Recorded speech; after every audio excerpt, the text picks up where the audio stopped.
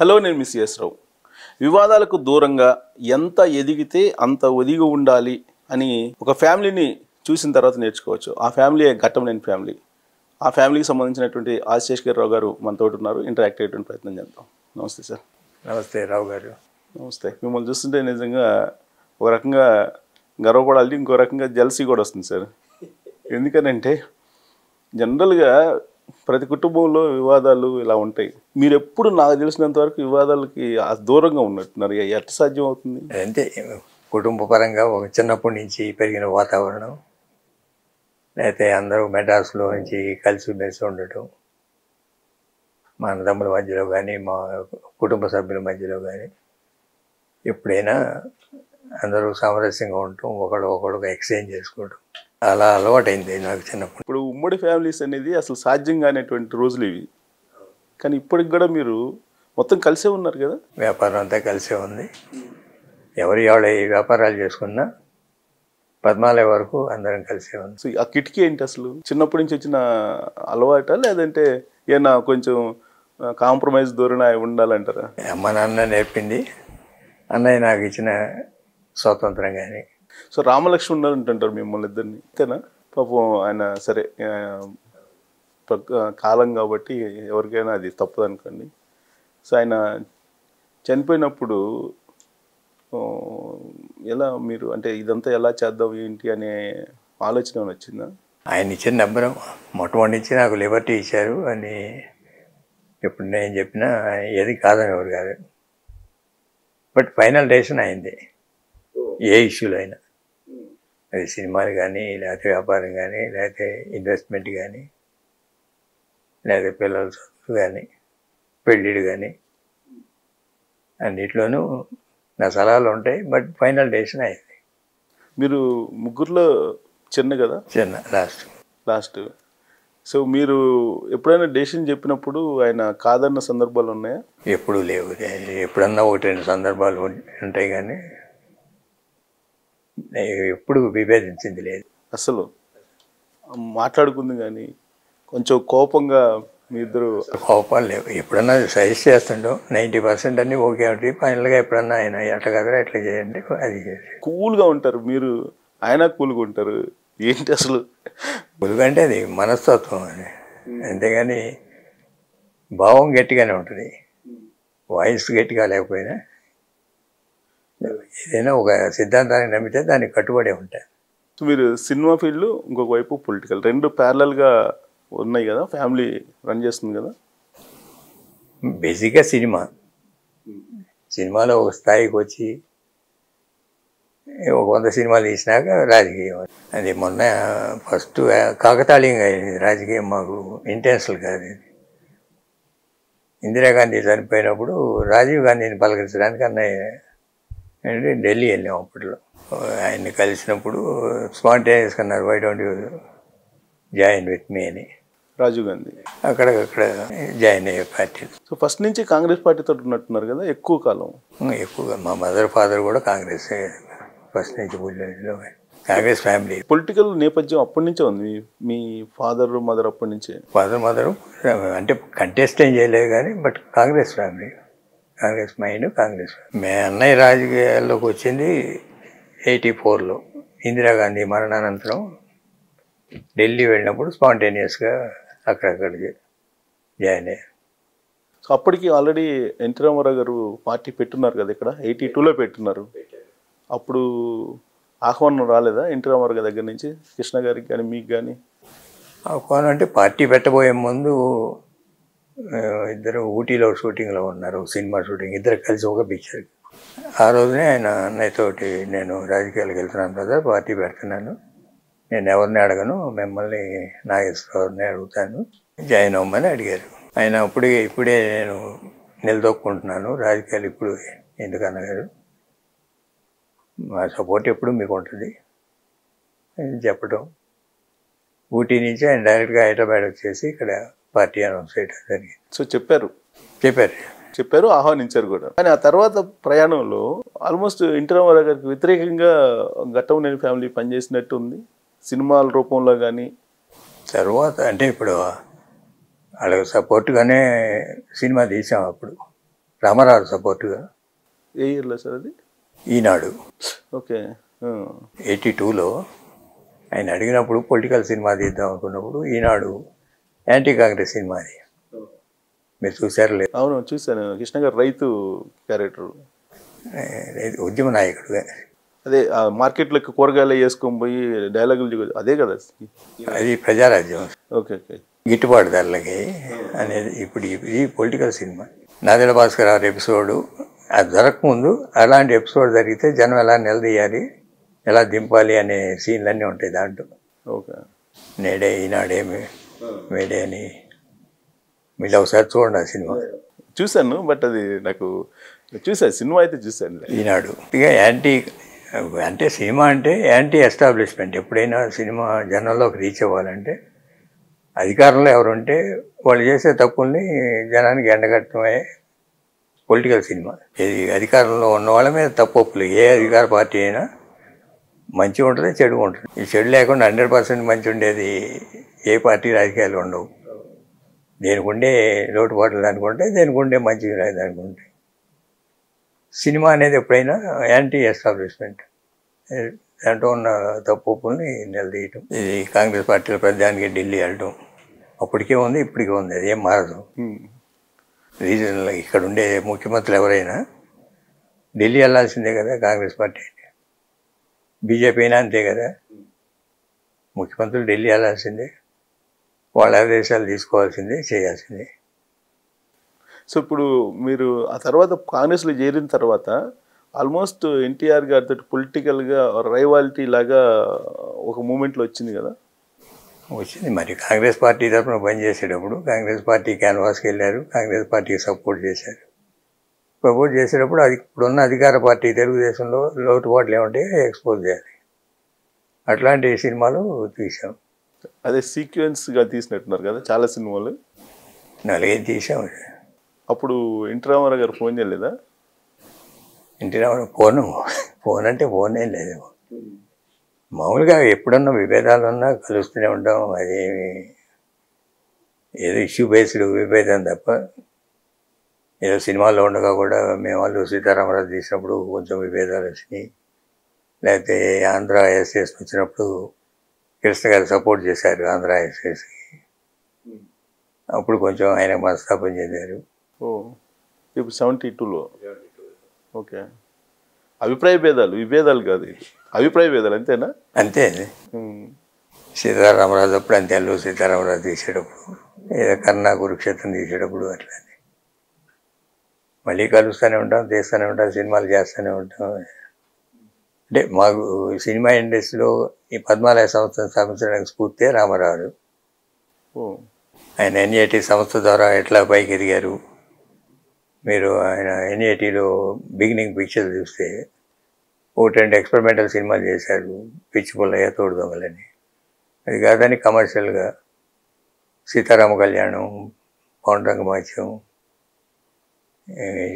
ఇట్లా సినిమాలు, జయసింహ, గులేబ కావళి కథ, అంటే ఒక సినిమా మించి ఇంకో సినిమా తీసి ఆయన స్టార్డమ్ నిలుపుకున్నది ఎన్ఏటీ సంస్థ ద్వారా.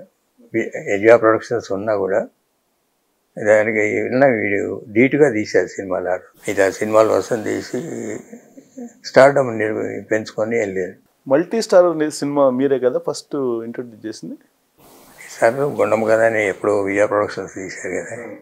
మేము దేవుడు చేసిన మీరు దేవుడు చేసిన మనుషులు. అది చేసినప్పుడు ఇద్దరు బాగా కలిసి ఉండేవాళ్ళ? మీరే కదా దానికి ప్రొడ్యూసర్, మీరేనా? అనేక సినిమాలు తీశారు అనుకోండి. మోసగాడు, 12 కాపురం, దేవుడు చేసే మనుషులు, సీతారామరాజు, పాడి పంటలు, వరుసన 50 ఏళ్ళు అయినాయి ఆ సినిమాలు వచ్చి. ఎక్కువ ఇంటిమసీ ఎన్టీఆర్ గారితో మీకుండేదా, కృష్ణ గారికి ఉండేదా? అన్నయ్యకి అన్నిటితో పాటే నేను వెళ్ళేవాడిని. కానీ ఎప్పుడైనా ప్రొడక్షన్ వ్యవహారాలు ఏదన్నా ఉన్నప్పుడు బందర్లో షూటింగ్ పెడదామంటే, బందర్లో ఏంటి పెడతారు షూటింగు ఆయన అంటాము. లేదండి కథకి వినాయకుడి కోనేరు సెంటర్ నుంచి తీసుకెళ్తే బాగుంటుందని మచిలీపట్నం సెలెక్ట్ చేసాం. తర్వాత ఒప్పుకున్న తర్వాత ఏదైనా అకామిడేషన్ ఎక్కడ పెట్టమంటారు ఏంటని అడిగితే, ఏంటి మా ఊరు వచ్చి మీరు చూస్తారా మా అకామిడేషన్, అంటే నెమ్మకూరులో ఉండి నెమ్మకూరు నుంచి వచ్చేవారు. ఉమ్. అట్లా షూటింగ్ అప్పుడే ఆయన బర్త్డే వచ్చింది. ఏదైనా బందర్లో ఎక్కడన్నా థియేటర్లో చేద్దామని అనుకుంటున్నాం మేము. ఏం లేదు, మీరు మా ఊరు రండి, అందరూ నమ్మకూరు రమ్మన్నారు. ఊరు రండి, భోజనం అక్కడ అందరికీ భోజనం, యూనిట్ అందరికీ భోజనం పెట్టారు. ఇట్లా ఆయనతో చాలా ఉన్నాయి. తరచు ఈ ఫ్యామిలీ రిలేషన్స్ అలా రాకపోకలు అవి ఉండేయా? బాగా మా ఇంట్లో లేడీస్ వాళ్ళ ఇంటికి వెళ్ళడం, వాళ్ళ లేడీస్ మా ఇంట్లో వెళ్ళడం, పిల్లలు కానీ అప్పటికే ఉంది, ఇప్పటికే ఉంది. కానీ బంధుత్వం కలవలేదేంటి? అంటే బంధుత్వం మీన్స్ కొంచెం మ్యారేజెస్ అలా అలాంటి ఏమి అలాంటివి లేదమ్మా. ఉన్నాయి? ఆ ప్రయత్నాలు జరిగినాయి అసలు? లేదు అసలు. ఇప్పుడు చంద్రబాబు నాయుడు గారు సిస్టర్ మనోరాలని మా అబ్బాయికి ఇచ్చారు. ఓ మీ అబ్బాయి మా కోళ్ళు ఆయన సిస్టర్ మనోరాలే. సో మొత్తం మీద 3 జనరేషన్ తర్వాతనే. కానీ యాక్చువల్గా అప్పుడు ఏదో కొంత నడిచింది కదా, అదేదో అయ్యం లేదా? మహేష్ బాబుది ఏదో లేదు. మహేష్ బాబు వాళ్ళ పిల్లల కన్నా చిన్నవాడు కదా. సో మొత్తం మీద రిలేషన్ అయితే, ఫ్యామిలీ రిలేషన్ అయితే బాగున్నాయి. బాగా ఏంటంటే సినిమాలు, ప్రివ్యూ సినిమాలు వాళ్ళు చేస్తే మమ్మల్ని పిలవటం, మేము ఆ సినిమాలు వేస్తే వాళ్ళు పిలవటం, ఏదైనా ఫంక్షన్లకి.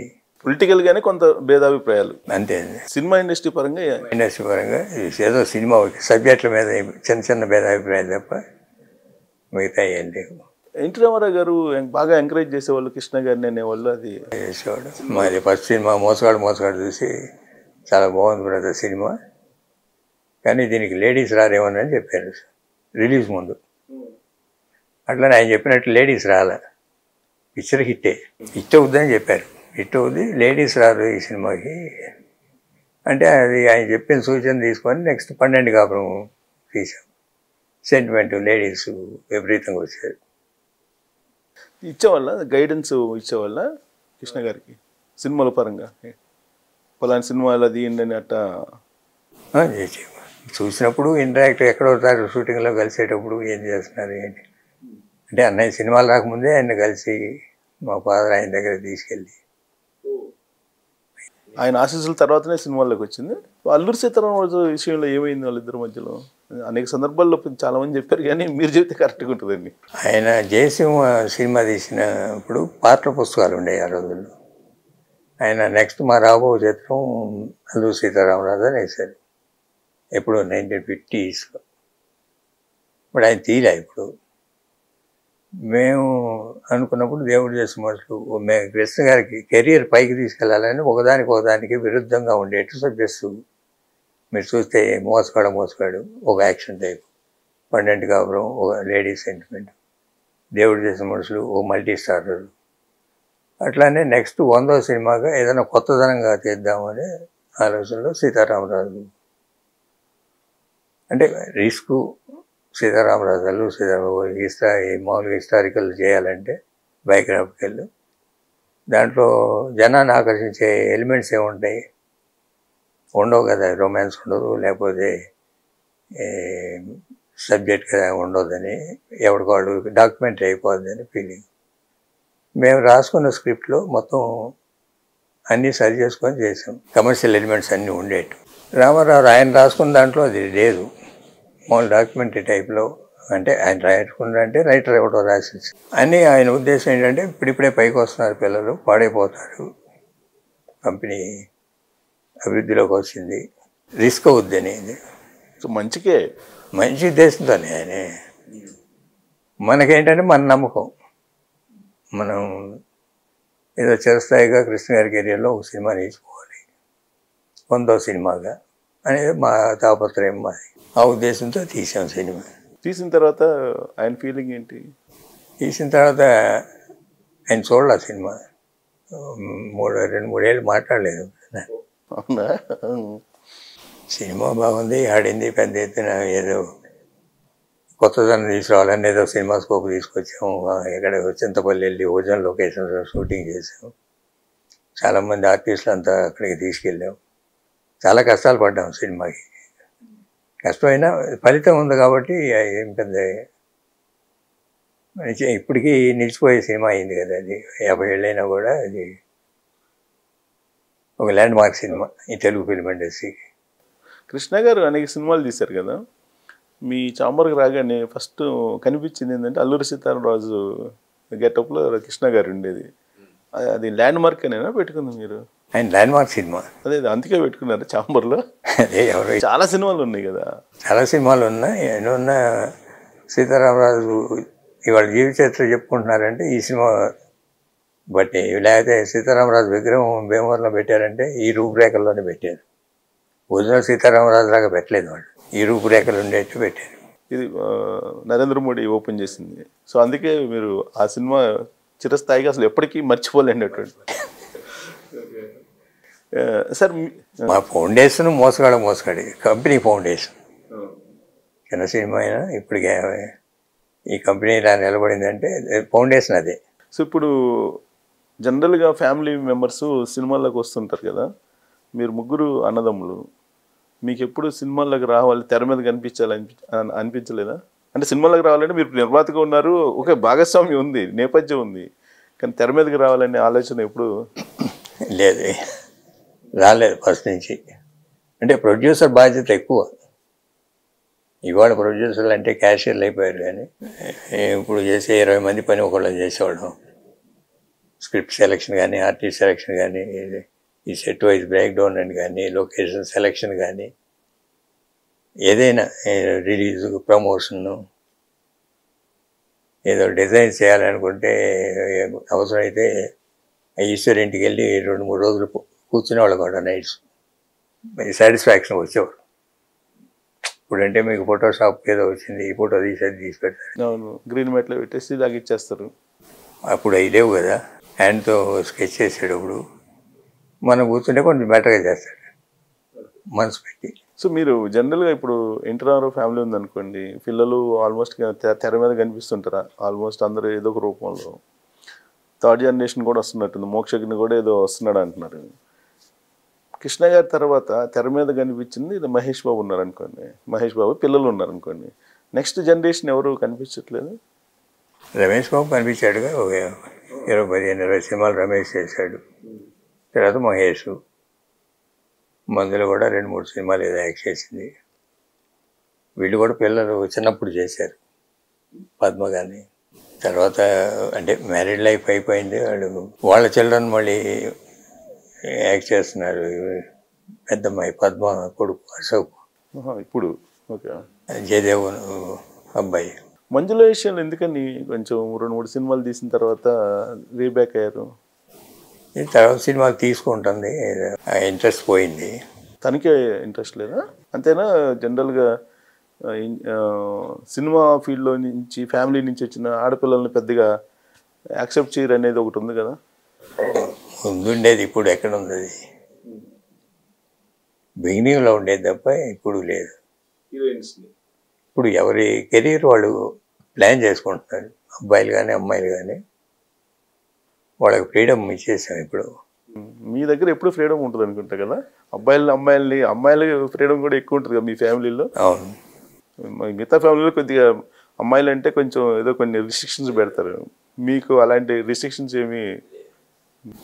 అన్నయ్య గారు అమ్మాయిలో పెద్ద అమ్మాయి జయదేవ్ వైపు అమరాజా వాళ్ళు, రెండో అమ్మాయి మందుల, మూడో అమ్మాయి సుధీర్ బాబు హీరో ఉన్నాడు కదా, అతను చేసి.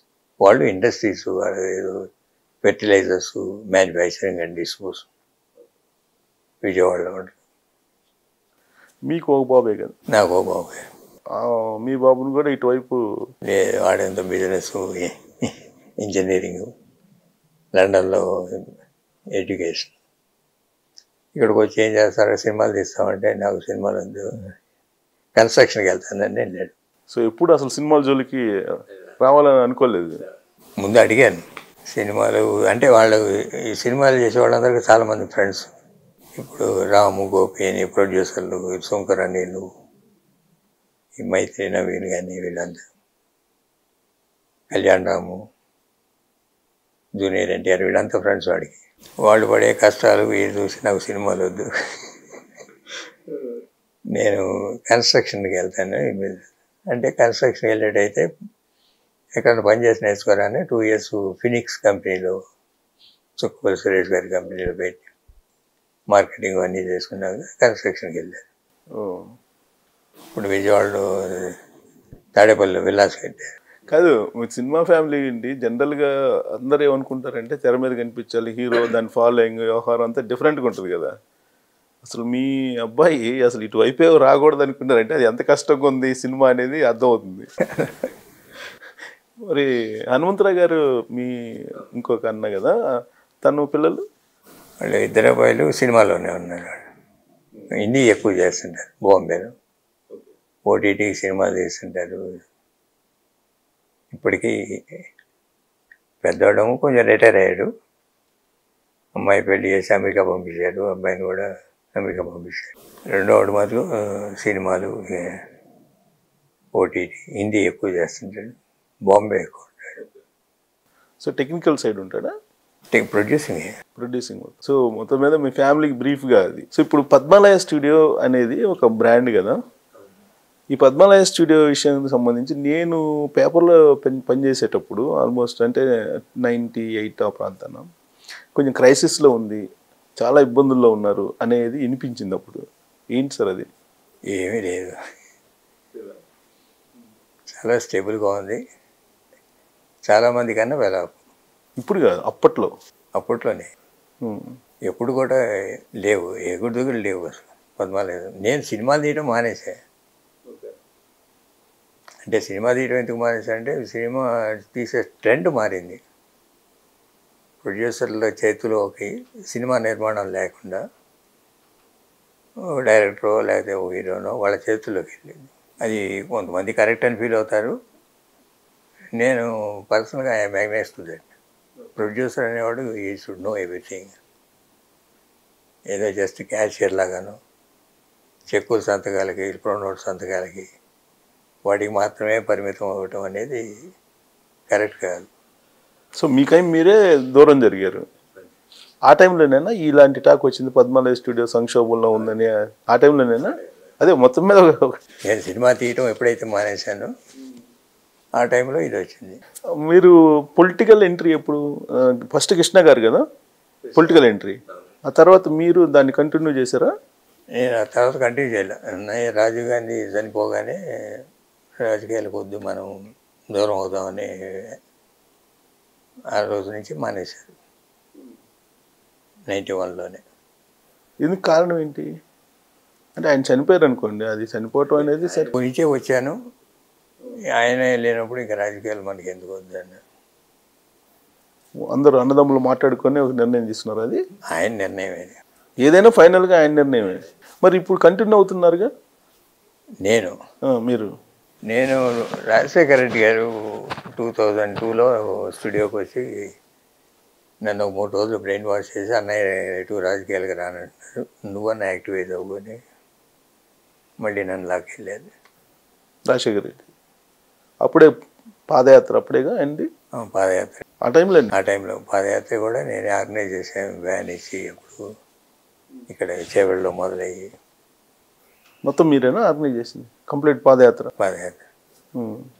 ఆర్గనైజ్ చేయటం అంటే ఎమ్మటి నడవలేదు, ఎట్లా నడవాలి, ఏం చేయాలి, వ్యాన్ లేకుండా ఉండాలి, పడుకోవటం, క్యాంప్ ఏంటి, నెక్స్ట్ క్యాంప్ ఏంటి, లేదా లంచ్ ఏంటి, డిన్నర్ ఏంటి, ఎట్లా ఇంటరాక్ట్ అవ్వాలి, మొత్తం అసలు రూట్ మ్యాప్ మొత్తం ఇక్కడ మీరే క్లియర్ చేశారు. ఆయన నడవటం వరకే, ఆయన అంతే కదా, మొత్తం ప్లానింగ్ మొత్తం. స్పీచెస్ రాసుకోవడం నేనే, స్పీచెస్ కూడా మీరే ఇచ్చేవాళ్ళ?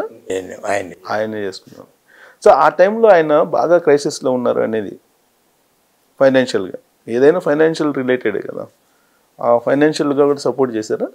లేదు, అంత అవసరం రాలా, ఎవరికి వాళ్ళు వేసుకున్నారు. సుధీర్ రెడ్డి వీళ్ళందరూ చాలామంది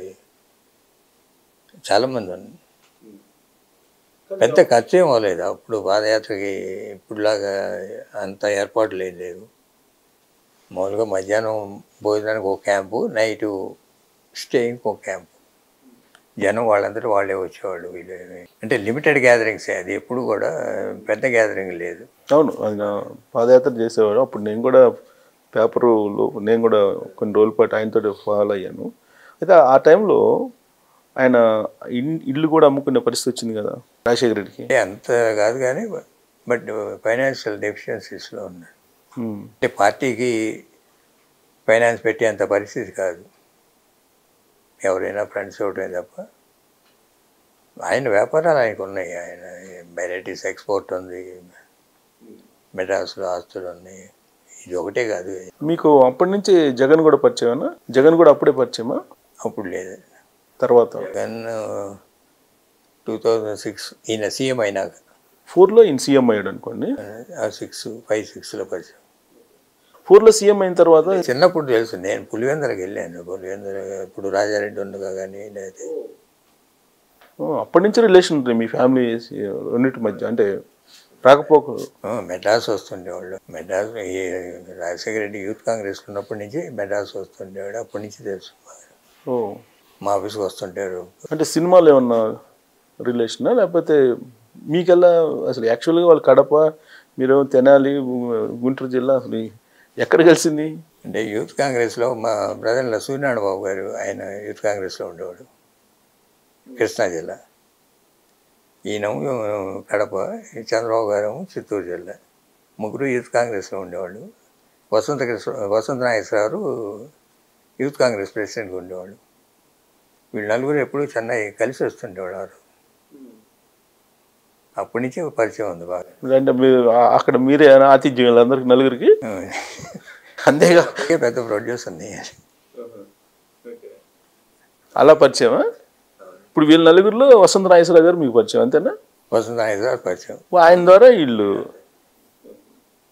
సో 2004లో ఆయన సీఎం అయిన తర్వాత ఆయనకి మొత్తం క్రైసిస్లో ఉన్నప్పుడు హెల్ప్ చేసిన వాళ్ళు, రకరకాలుగా హెల్ప్ చేసిన, పిలిచి న్యాయం చేశారు అనేది ఒకటి ఉంది.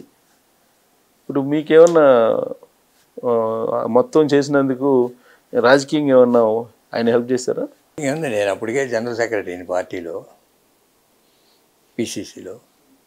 ఈ ఎఫ్డిసి చైర్మన్గా ఇచ్చారు ఆయన, ఫిల్మ్ డెవలప్మెంట్ కార్పొరేషన్. ఏదైనా ఫిల్మ్ ఇండస్ట్రీకి సంబంధించిన ఏ సమస్య అయినా నా ద్వారానే సమస్య పరిష్కరించేవాడు.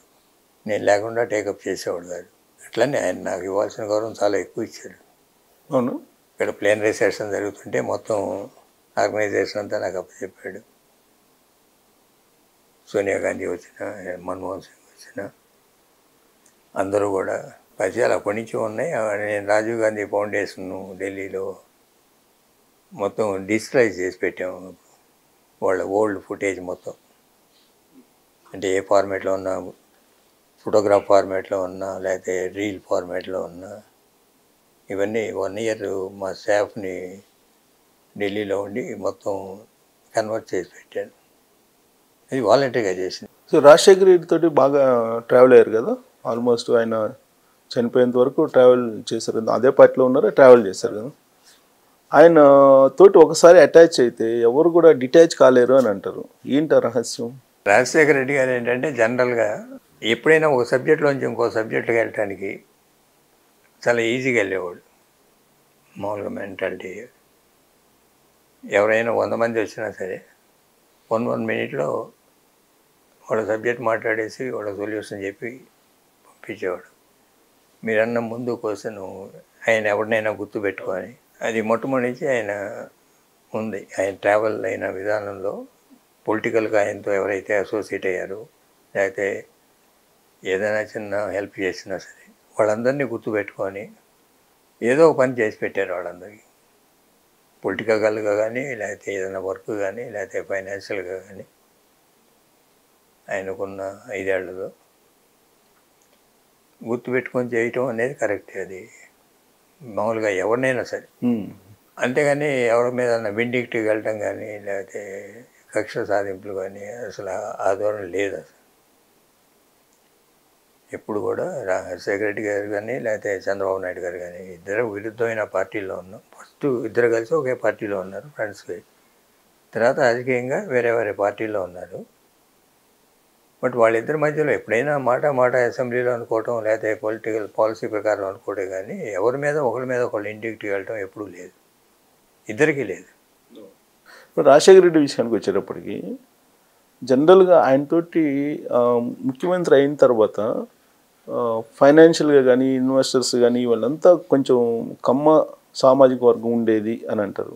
కావాలని ఆయన కమ్మాస్ని ఆ విధంగా ఉపయోగించుకున్నారు అనేది ఒక వర్షను. దాంట్లో భాగంగానే మొత్తం నిమ్మగడ్డ ఇవన్నీ నడిచినాయి అనేది ఫైనాన్షియల్ యాంగిల్లోనే చూసేవాళ్ళ మనుషుల్ని. ఫైనాన్షియల్ యాంగిల్ కాదు, ఎవరి దగ్గర ఏ వర్క్ ఉంటే ఆ వర్క్ని ఎక్స్ప్లెయిన్ చేయటం ఆయనకి ఎక్కువ. అది అతను అవతల వ్యక్తి కమ్మన రెడ్డియా లేకపోతే ఇంకో క్యాస్ట్ అనేది ఎప్పుడు చూసేవాడు కాదు. పలానా వాడు ఉపయోగపడతాడు అనుకుంటే వాడి దగ్గర తీసి స్టేట్ ఓవరాల్ డెవలప్మెంట్ కానీ లేకపోతే ఫైనాన్షియల్గా మీరు అన్న పాయింట్లో ఇప్పుడు నిమ్మగడ్డ ప్రసాద్ గారు అది మంచి ప్రాజెక్ట్ అనుకున్నారు ఎంపిక్. అది జరిగి ఉంటే వాటికి ఎప్పుడో ఆంధ్ర ముఖ చిత్రం ఒరిస్సా గుజరాత్ కన్నా బెటర్గా అయ్యేది. మరో సింగపూర్ అయ్యేదని చెప్తుంటారు. ఎంపిక్ ప్రాజెక్ట్ అయ్యి ఉంటే అది వేరియస్ ప్రాబ్లమ్స్తో అది కుంటుపడిపోయింది. ఆ మధ్యలో ఆయన పోవటం ఇప్పటికీ ఇంకా దారి తెన్ను లేకుండా ఉంది. అది మంచి ప్రాజెక్ట్. అవును, యాక్చువల్గా అది మంచి ప్రాజెక్టు. ఓడరేవులు వచ్చేసిండే ఈ పాటికి కొంచెం. ఇప్పుడు హైదరాబాద్ డెవలప్మెంట్ చూసుకోండి. ఫస్ట్ చంద్రబాబు నాయుడు గారు ఏదో ఓఆర్ఆర్ అన్నారు, లేకపోతే మన ఎయిర్పోర్ట్ అన్నారు. ఇవన్నీ అనుకున్నాయన్నీ రాజశేఖర రెడ్డి గారు అవతల పడేయాలి. అవన్నీ బయటికి తీసి వాటిని ఇంకా బెటర్మెంట్ చేసుకొని ముందుకు తీసుకెళ్ళారు. ఇంకోటి సార్, ఇప్పుడు సత్యం ఉంది కదా, ఆ సత్యం కంపెనీ దెబ్బతింటానికి రాజశేఖర రెడ్డి, జగన్మోహన్ రెడ్డి అప్పట్లో కొన్ని చేసినందుకనే మైటాస్ అనేది పెట్టించింది కూడా వీళ్ళే, అందువల్లనే దెబ్బతింది అని అంటారు. దగ్గర నుంచి మీరు రాజశేఖర రెడ్డి దగ్గర ఉన్నారు కాబట్టి దాని మీద ఏంటి మీ అభిప్రాయం? వీళ్ళ అభిప్రాయం ఏం లేదు. సత్యం ఏంటంటే వాళ్ళు వేరియస్ మామూలు కంపెనీలో మిస్మేనేజ్మెంట్ అంటే షేర్స్ మేనేజ్ చేయటం, లేకపోతే ఫ్యాబ్రికేటెడ్ టర్న్ ఓవర్లో చూపించడం, వాటిల్లో దెబ్బతింది. బట్ స్ట్రాంగ్ ఫౌండేషన్ ఉన్న సంస్థ సత్యం. మంచి సంస్థ, అది మంచి సంస్థే. అప్పుడేదో కొన్ని 4,000 కోట్ల రూపాయలు ఏదో లిక్విడ్ అమౌంట్ ఏదో వీళ్ళు ఏదో డిమాండ్ చేశారని, అదేదో జగన్మోహన్ రెడ్డి దాని వెనక ఉన్నాడని, ఇలా రకరకాల స్పెక్యులేషన్స్ వచ్చినాయి కదా. దాని కారణంగానే ఒత్తిడి తట్టుకోలేక ఆయన మైటాస్కి షిఫ్ట్ చేశారని, దాంతో ఈ డైరెక్టర్స్ అంతా రివర్స్ అయ్యారని, ఫలితంగా అది డిస్టర్బ్ అయిందని, ఇలా రకరకాలు వచ్చినాయి కదా. వీళ్ళ పాత్ర లేనట్టేనా? వాళ్ళ మేనేజ్మెంట్లోనే మామూలుగా సత్యంని ఇన్ఫ్రాస్ట్రక్చర్ కింద డెవలప్ చేయడానికి సిస్టర్ కంపెనీ చేసుకున్నారు. చేసుకున్న దాంట్లో ఎన్నో పర్మిషన్లు వాటి గురించి ఎప్పుడన్నా వెళ్తే మామూలుగా రొటీన్గా వెళ్తాయి కదా. ఇప్పుడు ఇరిగేషన్ ప్రాజెక్ట్స్ చేశారు, దానికి ఒక పర్సంటేజ్ ఉంటుంది. లేకపోతే రియల్ ఎస్టేట్ ప్రాజెక్ట్స్ ఇచ్చారు, అది కాంగ్రెస్ అయినా ఉంటుంది, తెలుగుదేశం అయినా ఉంటుంది, టీఆర్ఎస్ అయినా ఉంటుంది, లేకపోతే బీజేపీ అయినా ఉంటుంది. కానీ ఏ ప్రభుత్వాలు వచ్చినా ఇవన్నీ రొటీన్గా వెళ్ళే పర్సంటేజెస్ తప్ప బ్లాక్మెయిలింగ్ షేర్స్. రాజశేఖర రెడ్డి తోటి ట్రావెల్ అయినప్పుడు మీకు చాలా గొప్పగా అనిపించింది ఏముంది సార్? గొప్పగా అనిపించింది ఏదైనా ఫాస్ట్ డెసిషన్ తీసుకునేవాడు. ఈ పాదయాత్ర అప్పుడు రైతులు పడ్డ కష్టాలు కానీ వీటన్నిటి మీద ఏదైనా చేయాలి అనే దానికి ఒకటి వచ్చాడు. మిడిల్ క్లాస్ ఫ్యామిలీస్లో వైద్యం గురించి చాలా కష్టపడుతున్నారు. ఇప్పుడు వైద్యం కాస్ట్ పెరిగింది. అంతకుముందు ఏదో బెడ్ వేసుకునేవాడు, ఏదో ఇంజక్షన్ చేసుకునేవాడు. గొప్పన ఏదైనా హార్ట్ ఆపరేషన్ చేయాలంటే 2-3 లక్షలు కావాలి. అంటే ఉన్న దాంట్లో ఒక 1/2 ఎకరం అమ్మాలి. ఇప్పుడు ముందు ప్రాణం కన్నా ఏది ఇంపార్టెంట్ కాదు కదా. అంటే ఆ యాత్ర జరిగిన టైంలో వచ్చిన ప్రాబ్లమ్స్ని మామూలుగా దీంట్లో బెనిఫిషరీ స్కీమ్లోకి తీసుకొచ్చి, ఇప్పుడు ఆరోగ్యశ్రీ కానీ, ఉచిత కరెంట్ కానీ రైతులకి, ఫీజు రీయింబర్స్మెంట్ కానీ, ఈ మూడింటికి మన మిడిల్ క్లాస్ రైతాంగం ఇబ్బందులు పడుతున్నారు. మామూలుగా అన్ని వాళ్ళల్లో ఇది పవర్ సెక్టార్లు వాడికి ఇబ్బంది ఉంది, ముందు వైద్యానికి ఉంది, స్టూడెంట్స్ ఫీజు, వాటికి రెమెడీ ఇవ్వాలని మేనిఫెస్టోలో పెడదామని ఫైట్ చేశారు. దానికి కొంచెం రెసిస్టెన్స్ ఉంది. మనం మీట్ అవ్వగలమా లేదా అని కాంగ్రెస్ హైకమాండ్ అది మేము స్టేట్కి సపరేట్ బడ్జెట్ ఎట్లా ఇస్తాం మేనిఫెస్టో అని దాని మీద తర్జన భర్జన పడి చివరికి ఒప్పుకున్నాడు. ఒప్పుకున్న దాని వల్లనే ఇవాళకైనా ఇప్పుడు జనంలో ఉచిత కరెంట్ అంటే ఎవరు? రాజశేఖర రెడ్డి గుర్తొస్తుంది. ఆరోగ్యశ్రీ అంటే రాజశేఖర రెడ్డి. తర్వాత ఎవరు వచ్చినా అవి అమలు పరచాల్సిందే తప్ప దాన్ని వెనకపోయే స్కీమ్ కావులేండి. ఇట్లా పోయి మహాత్ముడు అయిపోయాడు. ఉండితే అమలు పరచగలిగేవాడో లేదో తర్వాత ఎట్లా ఉండేదో తెలియదు. సో అందరినీ సాటిస్ఫై చేసేవాళ్ళు ఆయన అని అంటారు. ఇప్పుడు జనరల్గా ఏంటంటే రాజకీయాల్లో ఉన్నప్పుడు నాకు ఈ పదవి రాలేదు, ఈ పదవి రాలేదు అని చెప్పి అసంతృప్తులు ఉంటాయి. రాజశేఖర రెడ్డి విషయంలో అలా ఉండదు అనేది ఒకటి ఉంటుంది. ఎవరైనా పదవి వచ్చిందా రాదనేది కాదు, కలవనివ్వకపోతే ఎక్కువ అసంతృప్తి ఎక్కువ ఉంటుంది. కలిసిపోతుంది తట్టాడు అనుకోండి, అసంతృప్తి ఉండదు. అసలు కలవట్లేదు, అపాయింట్మెంట్ ఇవ్వట్లేదు అనేదానికి ఎక్కువ అసంతృప్తి ఉండదు. పని అయిందా అవ్వలేదు అనేది ముఖ్యం కాదు, కలవటం ముఖ్యం. అంటే వాడు ఎవడైనా ఒక కార్యకర్త కానీ లేకపోతే ఒక లీడర్ కానీ ఎవడో పనిచేసేవాడు పీరియడ్ ఆఫ్ ఇయర్ పార్టీకి పనిచేస్తారు. ఏదో కష్టసుఖాలు తెలుసు చెప్పడానికి నాయకుడు కలవకపోతే, అపాయింట్మెంట్ ఇవ్వకపోతే అది ఎక్కువ అసంతృప్తి వస్తుంది. పనిచేసాడా లేదనేది పెద్ద ఇష్యూ కాదు నాకు తెలిసి. రాజశేఖర రెడ్డి ఎనీ టైం 24 అవర్స్లో మీకు అందుబాటులో ఉండేవాళ్ళ? నాకు పర్సనల్గా ఎప్పుడైనా బెడ్రూమ్ తలుపైనా కొట్టి వెళ్ళిపోవచ్చు. అందువల్లే ఎప్పుడైనా స్టూడెంట్ లీడర్ ఉన్నప్పటి నుంచి ముఖ్యమంత్రి అయ్యేదాకా కూడా ఏ టైంలోనూ కలవలేదు, అపాయింట్మెంట్ ఇవ్వలేదు అనేది నాకు లేదు. వైఎస్ గారు అనేవాళ్ళే సార్, మామూలు వైఎస్ అనేవాళ్ళే? రాజశేఖర్ డైరెక్ట్ రాజశేఖర్ అంటే ఇంటిమేసీ ఉంది కాబట్టి. ఒక మూమెంట్లో ఢిల్లీలో ఈ బైఫర్కేషన్ జరుగుతున్నప్పుడు, రాష్ట్రం విడదీయాలి అనేటువంటి చర్చలు నడుస్తున్నప్పుడు 2009 ఎన్నికల ముందు ఈయన అక్కడ కాంగ్రెస్ వర్కింగ్ కమిటీ సమావేశానికి వచ్చి ఆమె విడదీస్తానంటే సోనియా గాంధీ ఈయనేదో అలిగి బయటకు వచ్చాడు అని అంటారు. నిజమేనా? అదే నేను మేనేజ్ చేస్తాను, విడదీయద్దు, నేను ఎలక్షన్ నడుపుతానని హామీ ఇచ్చారు. అంటే విడదీయకపోతే కాంగ్రెస్ ఓడిపోద్ది అనేది వాళ్ళకి రిపోర్ట్ ఇచ్చారు ఇక్కడ ఉన్న తెలంగాణ నాయకులు. ఇది నాది బాధ్యత అని, రాష్ట్రం విడదీయద్దు, పార్టీని గెలిపించే బాధ్యత నాది. దాని కంటిన్యూషన్లో ఒకవేళ మీరు ఇదే స్టాండ్ తీసుకుంటే నేను కొత్త పార్టీ పెట్టుకుంటాను అని హెచ్చరిక కూడా చేశారని అంటుంది. ఆయన ఎప్పుడైనా తన అభిప్రాయం చెప్పేవాడు, గట్టిగానే వాదించేవాడు. ఫైనల్ డెసిషన్ హైకమాండ్ ఏం చెప్తే అది అనేవాడు. అక్కడి నుంచి ఇంకా కాంగ్రెస్, ఇప్పుడు రాజశేఖర రెడ్డి చనిపోయిన తర్వాత కాంగ్రెస్ పార్టీ నుంచి మీరు కూడా వైఎస్ఆర్ కాంగ్రెస్ పార్టీలో జాయిన్ అయ్యారు కదా? వైఎస్ఆర్ కాంగ్రెస్ పార్టీలో నేను జాయిన్ అవ్వడం, నేను తర్వాత ఇక కాంగ్రెస్ పార్టీ అనేది లేకుండా పోయింది. అక్కడ ఏపీలో లేకుండా పోయింది. ఆయన పార్టీ పెట్టినప్పుడు ఎంబడే జాయిన్ అవ్వలేదు, 2 years ఆగి జాయిన్ అయ్యాను.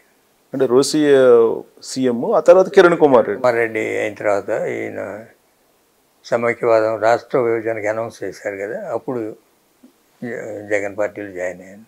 సమైక్య నినాదం నచ్చి జాయిన్ అయ్యారా? ఇప్పుడు సమైక్య విధానం ఇక కాంగ్రెస్ లేదు, రాష్ట్ర విభజన అయిపోయి 14లో కదా, 14 ముందు అప్పుడే జాయిన్ అయ్యాను. అంటే వైఎస్ఆర్ కాంగ్రెస్ పార్టీలో. అదే ఏ పాయింట్ దగ్గర మీరు అట్రాక్ట్ అయ్యారు అటువైపు? కాంగ్రెసే, వైఎస్ఆర్ కాంగ్రెస్. ఓ అలా అంతే తప్ప. అంటే అప్పటికి కాంగ్రెస్ ఉందిగా, కిరణ్ కుమార్ రెడ్డి సీఎం ఉన్నాడు, ఆయన ఓదార్పు యాత్ర, వైఎస్ఆర్ కాంగ్రెస్ పార్టీ పెట్టుకుని ఓదార్పు యాత్ర అన్నీ బిఫోర్ బైఫర్కేషన్ జరిగినాయిగా. బిఫోర్ బైఫర్కేషన్, ఓదార్పు యాత్ర అప్పుడు నేను లేను. ఎప్పుడైతే రాష్ట్ర విభజన అనౌన్స్ చేశారో ఇక కాంగ్రెస్ లేదు. ఎగ్జాక్ట్గా మీరు ఎప్పుడు? 13లో. 13 అంటే ఒక సంవత్సరం ముందు, ఎలక్షన్ ముందు అనుకోండి, 2014 ఎలక్షన్స్ ముందు. సో అక్కడి నుంచి ట్రావెల్ అవుతూ వచ్చారు. ట్రావెల్ అవుతున్నప్పుడు జగన్మోహన్ రెడ్డిని, రాజశేఖర రెడ్డిని ఇద్దరిని దగ్గర నుంచి చూశారు కదా, ఏంటి సార్ అది డిఫరెన్స్ ఏంటి? సో జగన్మోహన్ రెడ్డి ఏంటంటే ఏ సబ్జెక్ట్ అయినా కూలంకషంగా తెలుసుకొని, కానీ ఇప్పుడు సపోజ్ రావు గారు వస్తున్నారు నాకు ఇంటర్వ్యూ చేయడానికి, రావు గారు మనస్తత్వం ఏంటి, అసలు ఈయన ఏంటి, ఏ పార్టీ ఏంటి, అసలు ఏం క్వశ్చన్ అడుగుతాడు లేదా ఏం అడుగుతాడు అని ఇవన్నీ ముందు తెలిసి పెట్టుకున్న తర్వాతే మిమ్మల్ని కలుస్తాడు. వన్స్ కలిసిన తర్వాత ఏంటంటే ఆ సబ్జెక్ట్ మీద డీప్గానే స్టడీ చేస్తాడు, డీప్గానే ఇంటరాక్ట్ అవుతాడు. ఏదైనా తెలియని విషయం మనం చెప్తే నోట్ చేసుకుంటాడు. అది పొలిటికల్గా ఏంటంటే ఎక్కువ మంది కలవలేకపోవటం అవుతుంది. దీనివల్ల సబ్జెక్ట్లోకి ఇమ్మీడియట్గా వెళ్ళలేడు, లోతుగా స్టడీ చేసి కానీ సబ్జెక్టులకు వెళ్ళలేడు. దానివల్ల ఇబ్బందులు ఉన్నాయి. ఒక మంచి ఉంది, ఒక చెడు ఉంది. మంచి ఏంటంటే క్వాలిటీ డిస్కషన్ జరుగుద్ది కలిసిన వాళ్ళతో. దానివల్ల కలవలేని వాళ్ళు ఎక్కువ మంది ఉంటారు. అది పొలిటికల్గా మంచిది కాదు. ఒక సబ్జెక్ట్ నుంచి ఇంకో సబ్జెక్ట్కి వెళ్ళటం. రాజశేఖర రెడ్డి అయితే మినిట్స్ 1 మినిట్లో అలా వెళ్తాడు. జగన్మోహన్ రెడ్డి అలా వెళ్ళలేడు. కానీ ఎల్వి సుబ్రహ్మణ్యం గారు ఈ మధ్య ఒక ఇంటర్వ్యూలో మాట్లాడుతూ ఆయన ఏమన్నా అసలు ఎవరు చెప్పినా వినడు ఆయన అనేది ఎక్స్ప్రెస్ చేశాడు. ఆయన జగన్మోహన్ రెడ్డి ఎవరు చెప్పినా వినరు, ఆయన అసలు వినిపించుకోరు, కనీసం కలవడానికి చెప్పడానికి ప్రయత్నం చేసినా కానీ విన అవకాశం ఇవ్వరు అనేది ఆయన చెప్తుంది. అంతకు ఓపిక లేదండి ఆయన. అదే చెప్పింది వింటాడు. అది చెప్పింది వింటాడు. ఎక్కువ మందిని కలవలేడు. ఎక్కువ మందిని కలవలేకపోవటం అతనికి ఉన్న మైనస్. ఆయనతో పాటు ఎన్ని సంవత్సరాలు ట్రావెల్ చేశారు సార్?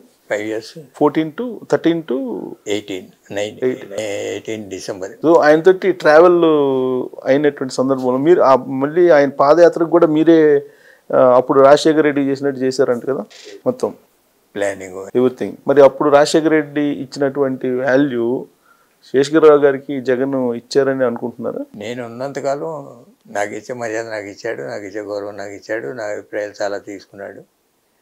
చాలా సెలక్షన్ ఆఫ్ క్యాండిడేట్స్లో నా పాత్ర ఉంది. 19లో 14లో లేదు, 14లో లేదు, 19లో సెలక్షన్ ఆఫ్ క్యాండిడేట్స్ పాత్ర నాది ఎక్కువ ఉంది. అంటే మీకు రాజశేఖర రెడ్డి ఎలా ఇచ్చారో ఈయన కూడా అలా ఇచ్చినట్టు మీరు భావిస్తున్నారు? చిన్న డిఫరెన్స్ వల్లే విడిపోయాను తప్ప ఏంటి సార్ అది? వెళ్ళి అద్దంకిలో కంటెస్ట్ చేయమన్నాడు నన్ను. ఓకే. ఇంట్రెస్ట్. మీరు అప్పుడు గుంటూరు పార్లమెంట్ అడిగారా? నేనే అడిగాను. గుంటూరు పార్లమెంటు జయదేవ్ ఉన్నాడు కదా, సో దట్ నేను కంటెస్ట్ చేయలేను. ఫ్యామిలీలో కంటెస్ట్ చేయలేను కదా. మీరు వేరే ఏమన్నా అడిగారా? ఆయనే సజెస్ట్ చేశారు అద్దంకి. సో జనరల్గా ఆయన మీద ఉన్నటువంటి ఒక అభిప్రాయం ఏంటంటే ఒక సామాజిక వర్గాన్ని ఒక శత్రువర్గంగా చూస్తారు అనేది. నా విధంగా నాలో అది లేదు. నేను ఉన్నంతకాలం. ఈ అధికారంలోకి వచ్చినాక ఇది ఎక్కువ స్ప్రెడ్ అయింది. ఇది యాజ్ ఏ సీఎం అయిన తర్వాత ఎక్కువ వ్యాపార వర్గాల్లో కానీ, లేకపోతే టార్గెట్ చేయడం కానీ, లేకపోతే కోటలాగా నిర్మించుకొని వాళ్ళ పార్టీ ఎమ్మెల్యేలని మంత్రుల్ని కలవకుండా ఉండటం కానీ, అయితే మెయిన్ ధనంజయ రెడ్డి ఒక సీఎం మీద డిపెండ్ అయ్యి మొత్తం వదిలేయటం కానీ, ఆయన పతనానికి అదే దాని ధనంజయ రెడ్డి మెయిన్ రీజన్. అంతేనా? బయటము విజయసాయి రెడ్డి వీళ్ళు కనిపిస్తారు కదా. అవును, సజ్జల రామకృష్ణారెడ్డి, విజయసాయి రెడ్డి వీళ్ళు కనిపిస్తుంటారు. Dhananjaya Reddy is the main reason. కానీ ఆయన ఒక సామాజిక వర్గానికి సంబంధించి ఆర్థిక మూలాలన్నీ దెబ్బకొట్టి వాళ్ళని జీరో చేస్తే ఇక నా భవిష్యత్తులో 30 సంవత్సరాల పాటు తానే ముఖ్యమంత్రి అనేటువంటి ఫీలింగ్లో ఈ సామాజిక వర్గాన్ని బాగా శత్రువర్గంగా భావించి అసలు ఒక మ్యాండేటరీ ఇచ్చారంట కదా అందరికీ. మెయిన్ అదే కదా. ఇప్పుడు కక్షపూరిత రాజకీయాలు అవి మంచిది కాదు. ఇప్పుడు అపోజిషన్ పార్టీ అవ్వచ్చు, లేకపోతే వాళ్ళ పర్సనల్ లైఫ్ల మీదకి వెళ్ళచ్చు, లేకపోతే ఫ్యామిలీ మెంబర్స్ మీదకి వెళ్ళచ్చు. ఇవన్నీ కూడా పతనానికి ఒక్కొక్కటి దారి తీసినాయి. సామాజిక వర్గం అనేది లేదు. అదర్ పొలిటికల్ పార్టీస్ ఎవరైనా సరే, అంటే మేజర్గా కమ్మ సామాజిక వర్గం తెలుగుదేశం అయిపోయింది కాబట్టి ఈ వాళ్ళ వ్యాపార వాళ్ళ మీద కానీ, లేకపోతే వాటి మీద కానీ, వీటి మీద కానీ ఎక్కువ వేధింపులు జరిగినాయి. ఇప్పుడు ఎక్కడ పార్టీ వచ్చింది? మన వాళ్ళ ఎమ్మెల్యేలు, మంత్రులు ఇష్టం వచ్చినట్టు బూతులు మాట్లాడటం, ఇష్టం వచ్చినట్టు ఫ్యామిలీ మెంబర్స్ మీద మాట్లాడటం. మెయిన్ భువనేశ్వర్ గారి మీద ఎప్పుడైతే అసెంబ్లీలో జరిగారో ఆ రోజునే సుగమపాత్రం అయిపోయింది. ఎప్పుడైనా మన లేడీస్ మీద రాజకీయాల్లో మాట్లాడకూడదు. ఏది రాజకీయాల్లో లేని వాళ్ళు, ఉన్నవాళ్ళ గురించి మాట్లాడుకో. రాజకీయాలకు సంబంధం లేకుండా ఇంట్లో ఉండేవాళ్ళ మీద ఎప్పుడైతే మాట్లాడారో ఆ రోజునే సుగం అయిపోయింది. వాళ్ళని ఇతను అలా మాట్లాడకూడదు అని అనకుండా పోయి ఎంకరేజ్ చేసినట్టు అనిపించింది జనంలో. ఖండించకపోయేటప్పటికి. ఖండించుంటే వేరుగా ఉండేది. ఖండించకపోగా ఆయనే చెప్పి ప్రెస్ మీట్లు పెడితేనే మీకు టికెట్ అని చెప్పారనేది కదా. సిగ్నల్ వెళ్ళిపోయింది. చెప్పాడో లేదో ఎవరికి తెలియదు. చెప్పాడు ఇట్లా ఎగదోస్తున్నాడు అనేది జనంలోకి వెళ్ళిపోయింది, బలంగా నమ్మారు. అదే ఫస్ట్ స్టెప్ పతనానికి. యాక్చువల్గా ఆయన మనస్తత్వం కూడా డిఫరెంట్గా ఉంటుంది అని అంటారు. మీకు 2006 నుంచి తెలుసు అంటున్నారు కదా, ఏం డిఫరెంట్గా కనిపించలేదు మీకు దగ్గర నుంచి చూసినప్పుడు? నేను చూసినప్పుడు లేదు. అంటే ముఖ్యమంత్రి అయిన తర్వాత నేను కలిసింది చాలా తక్కువ. కలిసింది కానీ మాట్లాడింది కానీ 2-3 సార్లు. నాతో మాట్లాడినప్పుడు బాగానే మాట్లాడేవాడు అయ్యేవి. కానీ ఈ జాబితాలో మీరు కూడా ఉన్నారనేది, ఇది కమ్మ సామాజిక వర్గం యొక్క ఆర్థిక మూలాలు దెబ్బతీసే క్రమంలో ఆదిశేషగిరిరావు గారి బిల్డింగ్ కూడా ఆయన రాయింగ్ చేసుకున్నారు అనేది ఒక ప్రచారం మంగళగిరిలో. అది సోషల్ మీడియా ప్రచారం తప్ప. అంతేనా? మా అబ్బాయి చేసిన ప్రాజెక్టులో విల్లా ప్రాజెక్ట్, అది విల్లా ప్రాజెక్టులో ఒక ప్లాట్, ఆయన ఇల్లు కానీ ఆయన ఆఫీస్ కానీ మామూలుగా మార్కెట్ రేట్ ప్రకారమే కొన్నాడు. అన్ని కన్స్ట్రక్షన్ చేసిన బిల్స్ అన్నీ ఇచ్చాడు. అది కరెక్ట్ కాదంటారా? కదా ఇప్పుడు ఉండే ఇల్లే అసలు మీరే కట్టించుకున్నారు, ఆయన దూరాడు అనేది కదా. కరెక్ట్ కాదు. ఆయన కావాలని నేనే ప్లాన్ చేసి పెట్టాను. ప్లాన్ చేసింది నేనే, ఇల్లు ఎలా ఉండాలి, ఆఫీస్ ఎలా ఉండాలి. అంటే ఆయన కోసమే మొత్తం ప్లాన్ చేసి పెట్టారా మీరు? ఇప్పుడు ఇక్కడ లేకపోతే నీకు జనం యాక్సెప్ట్ చేయరు. ముందు ఎలక్షన్ ముందు 19 ముందు. అవును, 19 ముందే కదా జరిగింది. అది సైట్ కూడా చూడలే.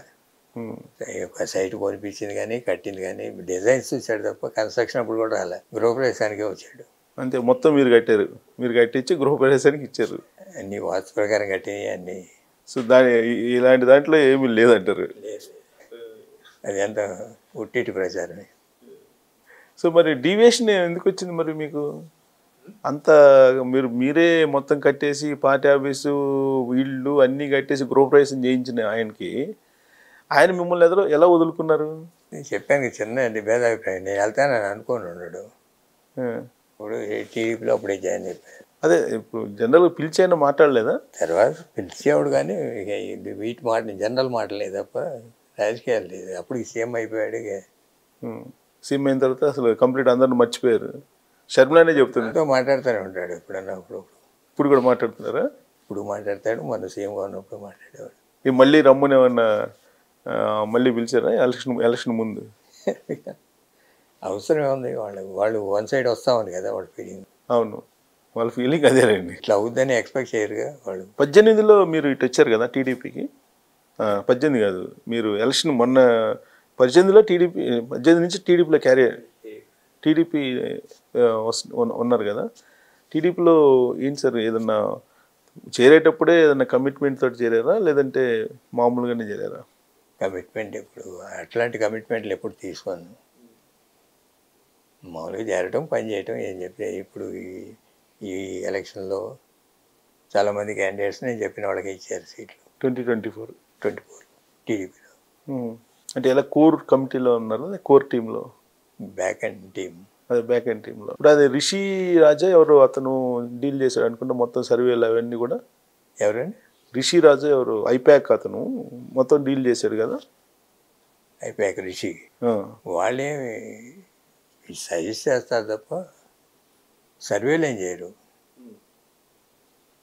జనరల్ ఫీడ్బ్యాక్ ఇస్తారు. మరి ఈ 2024లో మిమ్మల్ని పోటీ చేయలేదు ఎక్కడ చంద్రబాబు నాయుడు గారు? అదే అవసరమైతే గుంటూరు పార్లమెంట్ కానీ పెనంలూరు కానీ పోటీ చేయాల్సి వస్తున్నారు. గుంటూరు పార్లమెంటు నేను జయదేవ్ పోటీ చేయను అన్నాడు కదా. అవును. ఎందుకు లేడు, చేస్తాడే అని అన్నాను. చివరికి డిసెంబర్లో వచ్చేటప్పటికి నేను చేయనని చెప్పేసి డిసెంబర్ చేస్తాను. అవును. అప్పుడు ఈయన ఎమర్సన్ చంద్రశేఖర్ నేనే మాట్లాడి తీసుకొచ్చాను. మీరే తీసుకొచ్చారా? మిమ్మల్ని పోటీ చేయమన్నారు కదా, మీరు ఎందుకని వెనక దగ్గర? అంటే ఇప్పుడు ఉన్న ఈ రాజకీయాల్లో ఈ డబ్బులు ఖర్చు పెడతాం ఇవన్నీ కరెక్ట్ కాదు. పార్లమెంట్కి ఓకే, అసెంబ్లీ అయితే పర్లేదు కానీ పార్టీకి ఇప్పుడు అట్లాంటి ఫైనాన్షియల్ స్ట్రెంగ్త్ ఉన్న వాళ్ళు కావాలి కదా. ఓకే, మరి అసెంబ్లీకి కూడా మీరు స్కిప్ అయినట్టున్నారు. అసెంబ్లీలో అయితే ఏదైనా పడదాం అనుకున్నాను. ఎందుకులే మళ్ళీ క్యాండిడేట్స్ ఉన్నారు. గుంటూరు పార్లమెంట్ వచ్చేటప్పటికి తెనాలి అలయన్స్లో మనవరికి ఇవ్వాలి. ఎక్కడో మంగళగిరి లోకేష్ బాబు కంటెస్ట్ చేస్తున్నారు.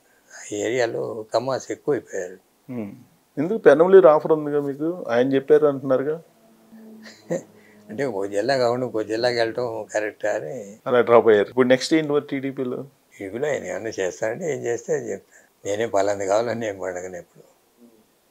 ఏదైనా ఇంట్రెస్ట్ చేసి చేయమంటే చేస్తాను.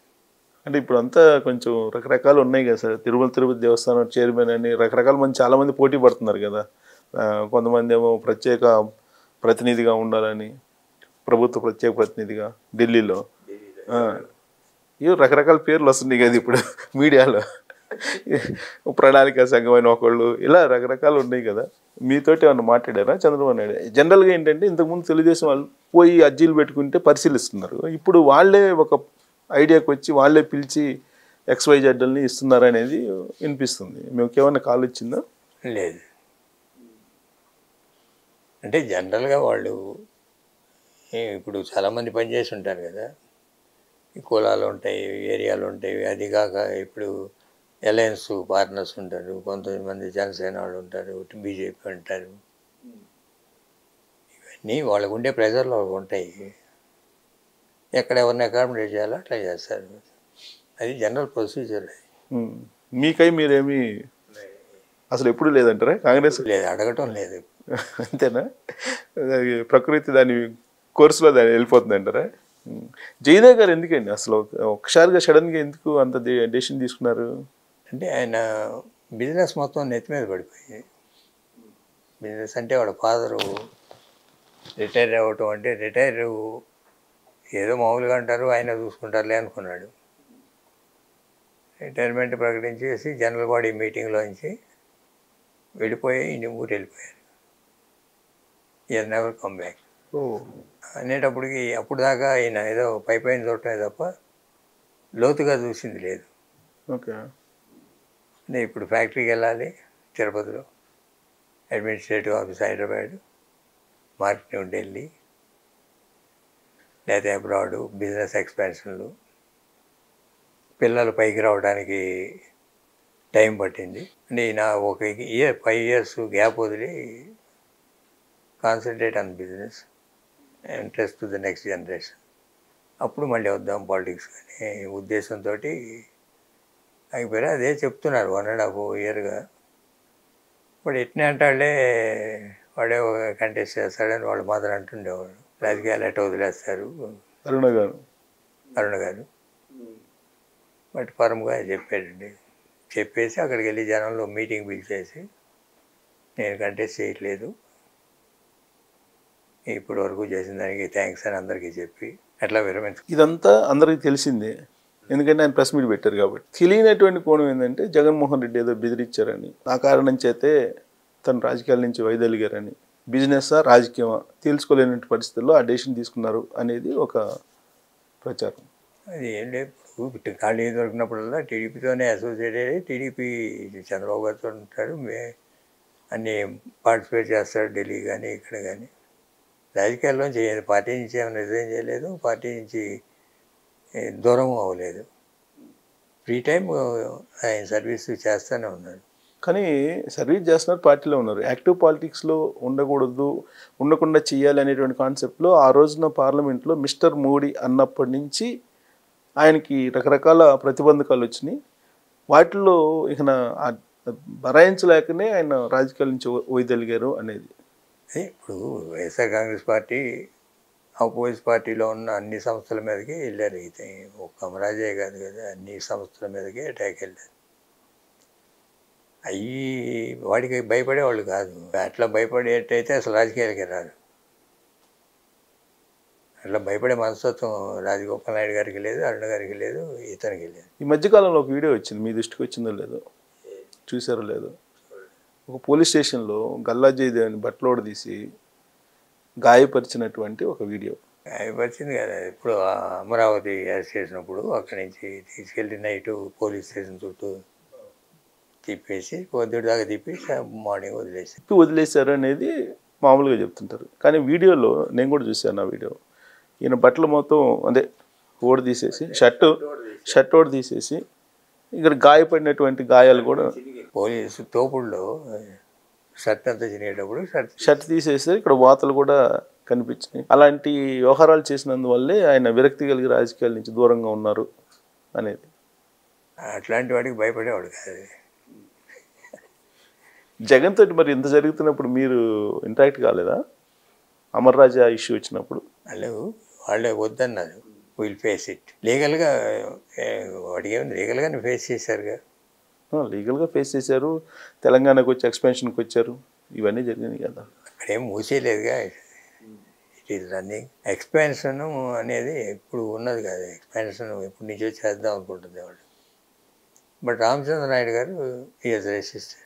వాళ్ళ ఫాదరు ఆయనకి ఏంటంటే, నేను గ్రామీణంలోనే చిత్తూరు జిల్లా దాటి బయట వ్యాపారం చేయను అని ఫర్మ్గా ఆయన అభిప్రాయం. అది అదేనండి, ఒక్కొక్కటి ఉంటుంది. నేను బయలుదేరినాక మీ ఇష్టం వచ్చినట్టు చేసుకోండి. వీళ్ళు ఇక్కడ తెలంగాణలో, ఇక్కడ బెంగళూరులో, అక్కడ డెహ్రాడూన్లో, ఇక్కడ ఈ మధ్య యూరోప్లో ఏదో సంస్థలో ఇన్వెస్ట్మెంట్ చేశారు. Expansion globally they are going. So ఒక 5 years గ్యాప్ అంతే. నెక్స్ట్ 5 years మళ్ళీ వస్తారు డెఫినెట్గా. జస్ట్ ఇదొక టెంపరీ విరామం. సినిమా ఇంటర్వ్యూల్ లాగా ఫస్ట్ హాఫ్ అయిపోయిన తర్వాత ఇంటర్వ్యూలు అదే చెప్పినట్టున్నారులే. ప్రెస్ మీట్లో కూడా అదే చెప్పారుగా. సో ఇప్పుడు మీరు ఇటు సినిమా ఇటు రాజకీయాలు రెండిట్లో ఇప్పుడు సినిమా ఓన్లీ రాజకీయాలకైనా ఇప్పుడు సినిమాలు కూడా మూవ్ అవుతాయి? నేను ఇక సినిమా చూసేది ఏం లేదు. ప్యూర్గా రాజకీయాలు. సో ఎలా ఉంది తెలుగుదేశం పార్టీ మరి? సుదీర్ఘకాలం కూడా 25 సంవత్సరాల పైగా కాంగ్రెస్లో ఉన్నారు. సో మధ్యలో ఏదో 2-3 సంవత్సరాలు ఆయనతో వైఎస్ఆర్ కాంగ్రెస్ పార్టీతో ఉంటున్నట్టున్నారు. ఇప్పుడు మీరు కూడా సెకండ్ హాఫ్ పాలిటిక్స్లో వచ్చినట్టున్నారు. ఎలా ఉంది తెలుగుదేశం? ఇంకా మార్పు పడలేదు కదా, ఇప్పుడే స్టార్ట్ అయింది. మొన్న పెన్షన్స్ బాగానే చేశారు, ఒక రోజులో డిస్బర్స్మెంట్. ఇంకా మిగతాయి పోలవరం చేయాలంటే సెంట్రల్ క్యాబినెట్ అప్రూవల్ కావాలి R&R ప్యాకేజీకి. చంద్రబాబు నాయుడు గారికి లక్కీ ఏంటంటే, చంద్రబాబు నాయుడు గారు కానీ ఆంధ్రప్రదేశ్ కానీ బీజేపీకి అక్కడ అబ్సల్యూట్ మెజార్టీ రాలేదు. కాకపోతే కొన్నైనా సాధించుకుంటారని అనుకుంటున్నాను నేనైతే.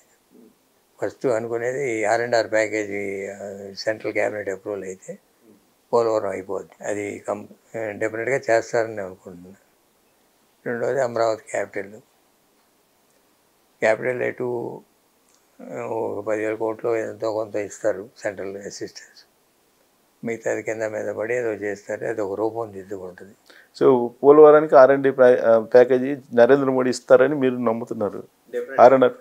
ఇప్పుడు డెఫినెట్గా ఆయన వాళ్ళు ఇస్తారు. ఈయన ఒత్తిడి దేశాన్ని తెచ్చుకుంటారు. ఒత్తిడి చేసే పరిస్థితి ఉందంటారా ఢిల్లీలో చంద్రబాబు నాయుడు? డెఫినెట్గా 100% అది ఇస్తారని అనుకుంటున్నాం. బీజేపీ వాళ్ళు ఇవ్వకపోయినా ఈయన ఒత్తిడి తెచ్చైనా సాధించుకొస్తాడు, వచ్చి పోలవరం ప్రాజెక్ట్ కంప్లీట్ అవుతుంది. అంటే నేను ఎందుకు అంటున్నానంటే, నరేంద్ర మోడీ యాటిట్యూడ్ ఎలా ఉంటుంది అనేది మీకు తెలిసిందే కదా. ఆయన యాటిట్యూడ్ నుంచి మారి చంద్రబాబు నాయుడికి వాల్యూ ఇచ్చి సహకరిస్తారని అనుకుంటున్నారా? కూటమి ప్రభుత్వాలు రన్ చేసేటప్పుడు కొంత తగ్గాల్సిందే ఎవరైనా. అబ్సల్యూట్ మెజార్టీ ఉన్నప్పుడు వేరు, అరకొర మెజార్టీ ఉన్నప్పుడు వేరు. అరకొర మెజార్టీ ఉన్నప్పుడు కొంత వీళ్ళ ఒత్తిళ్ళకు ఒగ్గాల్సిందే ఎవరైనా. ఒత్తిడి కాదుగా, రైట్. ఇప్పుడు పోలవరం ప్రాజెక్ట్ ఉంది, అది 100% sponsored by central government. R&R package is part of that. Bifurcation యాక్ట్లో ఉందిగా. ఇప్పటి వరకు ఎందుకు డిలే చేశారనే తెలియదు. ఇదే గొంతెమ్మ కోరిక కాదు, అది రైట్, ఆంధ్ర రైట్. సో అది నెరవేరుద్ది, నరేంద్ర మోడీ ఇస్తారని మీకైతే నమ్మకం ఉంది? డెఫినెట్గా. సో నరేంద్ర మోడీ ప్రభుత్వం నిలబడుతుందని చెప్పేసి అనుకుంటున్నారా? ఎక్కువ కాలం 5 సంవత్సరాల పాటు ఏదో కూటమి ప్రభుత్వాలు ఎప్పుడున్నా సరే 100% 5 ఏళ్ళు నడవచ్చు, నడవకపోవచ్చు, ఎప్పుడైనా పడవచ్చు. అంతేగాని కూటమి ప్రభుత్వాలు రైట్ రాయల్గా 5 ఏళ్ళు నడుస్తాయన్న నమ్మకం లేదు. ఇదివరకు చాలాసార్లు వాజ్పేయి గారి గవర్నమెంట్ పడిపోయింది, యూపీఏ గవర్నమెంట్లు పడిపోయినాయి. అబ్సల్యూట్ మెజార్టీ వచ్చినట్టు ఈ అలయన్స్ గవర్నమెంట్స్ ఏ రూపు తీసుకుంటాయో తెలియదు. సో అందుకే చంద్రబాబు నాయుడిని జాగ్రత్తగా కాపాడుకోవాలి నరేంద్ర మోడీ అంటారు. నేను చంద్రబాబు గారిని నితీష్ కుమార్ ఏముంది, విత్ ఇన్ బీజేపీ ఏముంది, ఇవన్నీ కూడా అందరికీ కొంచెం అడ్జస్ట్ అవ్వాల్సి వస్తుంది. ఆయన ఇదివరకు 10 ఏళ్ళు చేసిన విధానం వేరు, ఈ 5 ఏళ్ళు చేయబోయే విధానం వేరు. రాహుల్ గాంధీ పార్లమెంట్లో ఎలా వ్యవహరించారనేది చూశారు కదా, అది చూసిన తర్వాత ఫ్యూచర్ కనిపిస్తుందా రాహుల్ గాంధీకి? బాడీ లాంగ్వేజ్ బాగుంది, కమ్యూనికేషన్ ఉంది, భయపడకుండా మాట్లాడుతున్నాడు. ఫ్యూచర్ ఉంటుందని అనుకుంటున్నా. ఫ్యూచర్ ఎట్లా ఉంటుంది ఏమిటి అనేది చెప్పలేము. కానీ ఈ మధ్యకాలంలో రాహుల్ గాంధీ ఒక 8 మంది మాజీ మంత్రులకు ఫోన్ చేసి, మీరు మళ్ళా కాంగ్రెస్లోకి రాకండి, మీరు ఓపెన్ ఆఫర్, మీకు ఏం కావాలో చెప్పండి, అది నేను ప్రొవైడ్ చేస్తాను, మనం కలిసి పనిచేద్దాం రండి అని చెప్పి ఫోన్లు చేశారని చెప్పి తెలుస్తుంది. ఆంధ్రప్రదేశ్ సంబంధించి. ఆంధ్రప్రదేశ్ మీకేమన్నా ఉందా అలాంటి సమాచారం? నాకు అదేం లేదు, నాకు బాగానే ఉంటుంది. ఆయనతో ఎప్పుడు మాట్లాడుతూనే ఉంటాను, రాహుల్ తోటి. ఇక్కడ పాదయాత్ర వచ్చినప్పుడు కూడా కలిశాను. వాళ్ళ బ్యాక్ అండ్ ఆఫీసు వాళ్ళు ఎప్పుడు కాంటాక్ట్లోనే ఉంటారు నాతో. మరి ఆయన యాక్టివ్ కావాలి ఆంధ్రప్రదేశ్లో అని చెప్పి అంటున్నారు. ఆల్మోస్ట్ నాకు తెలిసినంత వరకు బొత్స సత్యనారాయణకి, ధర్మానికి, ఇలాంటి వాళ్ళకి కొంత కాంగ్రెస్ పార్టీలో సుదీర్ఘకాలం ట్రావెల్ చేసిన వాళ్ళందరికీ ఫోన్ చేశారు, రండి మీరు అని చెప్పి అంటున్నారు. నాకు తెలిసి ఆ ఇన్ఫర్మేషన్ లేదు. ఇంతవరకు ఆంధ్ర మీద ఏం దృష్టి పెట్టలేదు. వాళ్ళ దృష్టి అంతా ఇప్పుడు Maharashtra, Haryana. So next assembly elections ఉన్నాయి కాబట్టి. కానీ దక్షిణ భారతదేశం మొత్తంలో ఆంధ్రప్రదేశ్ తప్ప మిగతా చోట్ల కాంగ్రెస్ పార్టీ బాగానే ఉంది కదా, అందుకని అక్కడికి ఏదో బలోపేతం చేయాలని, అదేదో డీకే శివకుమార్కి అప్పచెప్పారని, ఆయన ఏదో మాట్లాడుతున్నారని, ఇలాంటివన్నీ వినిపిస్తున్నాయి కదా. నాకు తెలిసి ఇంకా స్టార్ట్ అవ్వలేదు. సో జగన్మోహన్ రెడ్డి పరిస్థితి ఏంటంటే, కంటిన్యూ అవుతుందా పార్టీ, లేదంటే మెర్జింగ్ అనేది ఏదో వినిపిస్తుంది ఈ మధ్య, కాంగ్రెస్ పార్టీలో ఏదో మెర్జ్ చేస్తారని, ఇలాంటిది? నాకు తెలిసి ఏం లేదు. అలయన్స్ పెట్టుకోవచ్చు, మెర్జింగ్ ఎందుకు చేస్తారు? 40% ఓట్ బ్యాంక్ ఉన్న కాంగ్రెస్ పార్టీ బలోపేతం అయింది అనుకోండి ఆంధ్రప్రదేశ్లో, 40% ఉంటుందంటారా? సో అలాంటప్పుడు ఆప్షన్ ఆయనకి ఏముంది? పొత్తు మీరు అన్నట్టు సోనియా గాంధీ పొత్తుకు ఒప్పుకుంటారా? మీరు చెప్పండి, మీకే తెలుసు కదా సోనియా గాంధీ సంగతి. ఇప్పుడు సోనియా గాంధీ ఏముంది, సోనియా గాంధీ తరం అయిపోయింది, రాహుల్ గాంధీ తరం వచ్చింది. ఏదైనా జరగచ్చు పాలిటిక్స్లో, అలయన్స్ పాలిటిక్స్లో. ఎవరు అవసరార్థం వాళ్ళు అవసరమైన పొత్తు పెట్టుకుంటారు. ఇప్పుడు చంద్రబాబు నాయుడు గారు బీజేపీతో ఎందుకు పెట్టుకున్నారు? అవసరార్థమే, అంతేగాని వాళ్ళ ఐడియాలజీస్ ఈయన ఐడియాలజీస్ ఏం కలవకపోయినా ఇద్దరికి ఒకరికొకడు కావాలి. బీజేపీకి తెలుగుదేశం కావాలి, తెలుగుదేశంకి బీజేపీ కావాలి. అందుకని ఎవరితో కలుస్తారు, ఎవరితో విడిపోతారు అనేది ఎవరు చెప్పలేరు. ఒకవేళ రాహుల్ గాంధీ ఆశేషరావు గారికి ఫోన్ చేసి మనం కలుద్దాం రండి అని అంటే ఏంటి పరిస్థితి? చూద్దాం ఇప్పుడు ఎట్లా. కాంగ్రెస్కి అంత తేలిక కాదు ఆంధ్రాలో రావటం, రివైవ్ అవటం అంత తేలిక కాదు. అంటే రాహుల్ గాంధీ మనసులో రాష్ట్ర విభజన చేశారు సోనియా గాంధీ, రాహుల్ గాంధీ అనేది కాంగ్రెస్ పార్టీ అనేది ఆ గాయం అలానే ఉంది. అంటే 10 సంవత్సరాలు అయిపోయింది కదా. ఇప్పుడు ప్రత్యేక హోదా మేము ఇస్తాం అంటున్నారు కదా వాళ్ళు. ప్రత్యేక హోదా మేము ఇస్తాం, ప్రత్యేక హోదా ఇస్తామన్నా రాష్ట్ర విభజన చేసింది మేము తప్పు చేసామనే మాట అనాలి. చెప్పారుగా రాహుల్ గాంధీ లాస్ట్ టైమే చెప్పారుగా, క్షమించండి అని కోరారుగా. చెప్పాడా? చెప్పలేదట. అది లాస్ట్ ఎలక్షన్లో చెప్పినట్టున్నారు కదా, 2019 ఎలక్షన్లో ఏదో వచ్చినప్పుడు తప్పు అయిపోయిందని. అసలు ఛాన్సే లేదంటారు ఇక రాబోయే రోజుల్లో కూడా. మీకు ఫోన్ చేశారు ఆ ఇంటిమేస్ అయితే ఉందిగా? ఉంది. ఫోన్ చేస్తే పరిస్థితి ఏంటి, ఏమంటారు మరి? చూద్దాం ఇప్పుడు ఎట్లా ఉంటుంది. అంతేనంటారు ఆ రోజు మరి? ఇప్పుడు వాళ్ళు రేపు ఫ్యూచర్లో కాంగ్రెస్ తెలుగుదేశం కలవదని ఏమన్నా ఉందా ఛాన్స్? అంటే ఆల్రెడీ దెబ్బతింది కదా ఇక్కడ, కలిసారు కదా, ఇక్కడ దెబ్బతింది కదా, మళ్ళీ అక్కడ ప్రయోగం ఎందుకు చేస్తారు? 19లో కలిసారుగా. అవును, అది కూడా సాధ్యం. రాజకీయాల్లో ఏదైనా సాధ్యం. రాజకీయాల్లో ఏది శాశ్వతం కాదా? అవునవును. ఈ అలయన్స్లో పర్టికులర్గా ఎవరి అవసరం ఎవరికి ఉంటుందో తెలియదు. ఇప్పుడు మైనార్టీ ఓట్ బ్యాంకు, మైనార్టీ అంటే ముస్లిమ్సే కాదు, క్రిస్టియన్స్ ఓట్ బ్యాంక్ అని, అది దేశవ్యాప్తంగా కాంగ్రెస్ వైపు మొగ్గు చూపుతుంది. అది అన్ని రాష్ట్రాల్లోనూ ఉంటుంది అది, ఆ ప్రభావం. అంతేలేండి, రాజకీయాల్లో ఇప్పుడు చెప్పలేము, ఏదైనా జరగచ్చు. ఇప్పుడు 6వ తారీఖున చంద్రబాబు నాయుడు రేవంత్ రెడ్డి కలవబోతున్నారు, అంటే మాట్లాడుకోవడానికి 2 రాష్ట్రాలకు సంబంధించి ఆస్తుల పంపకాల మీద.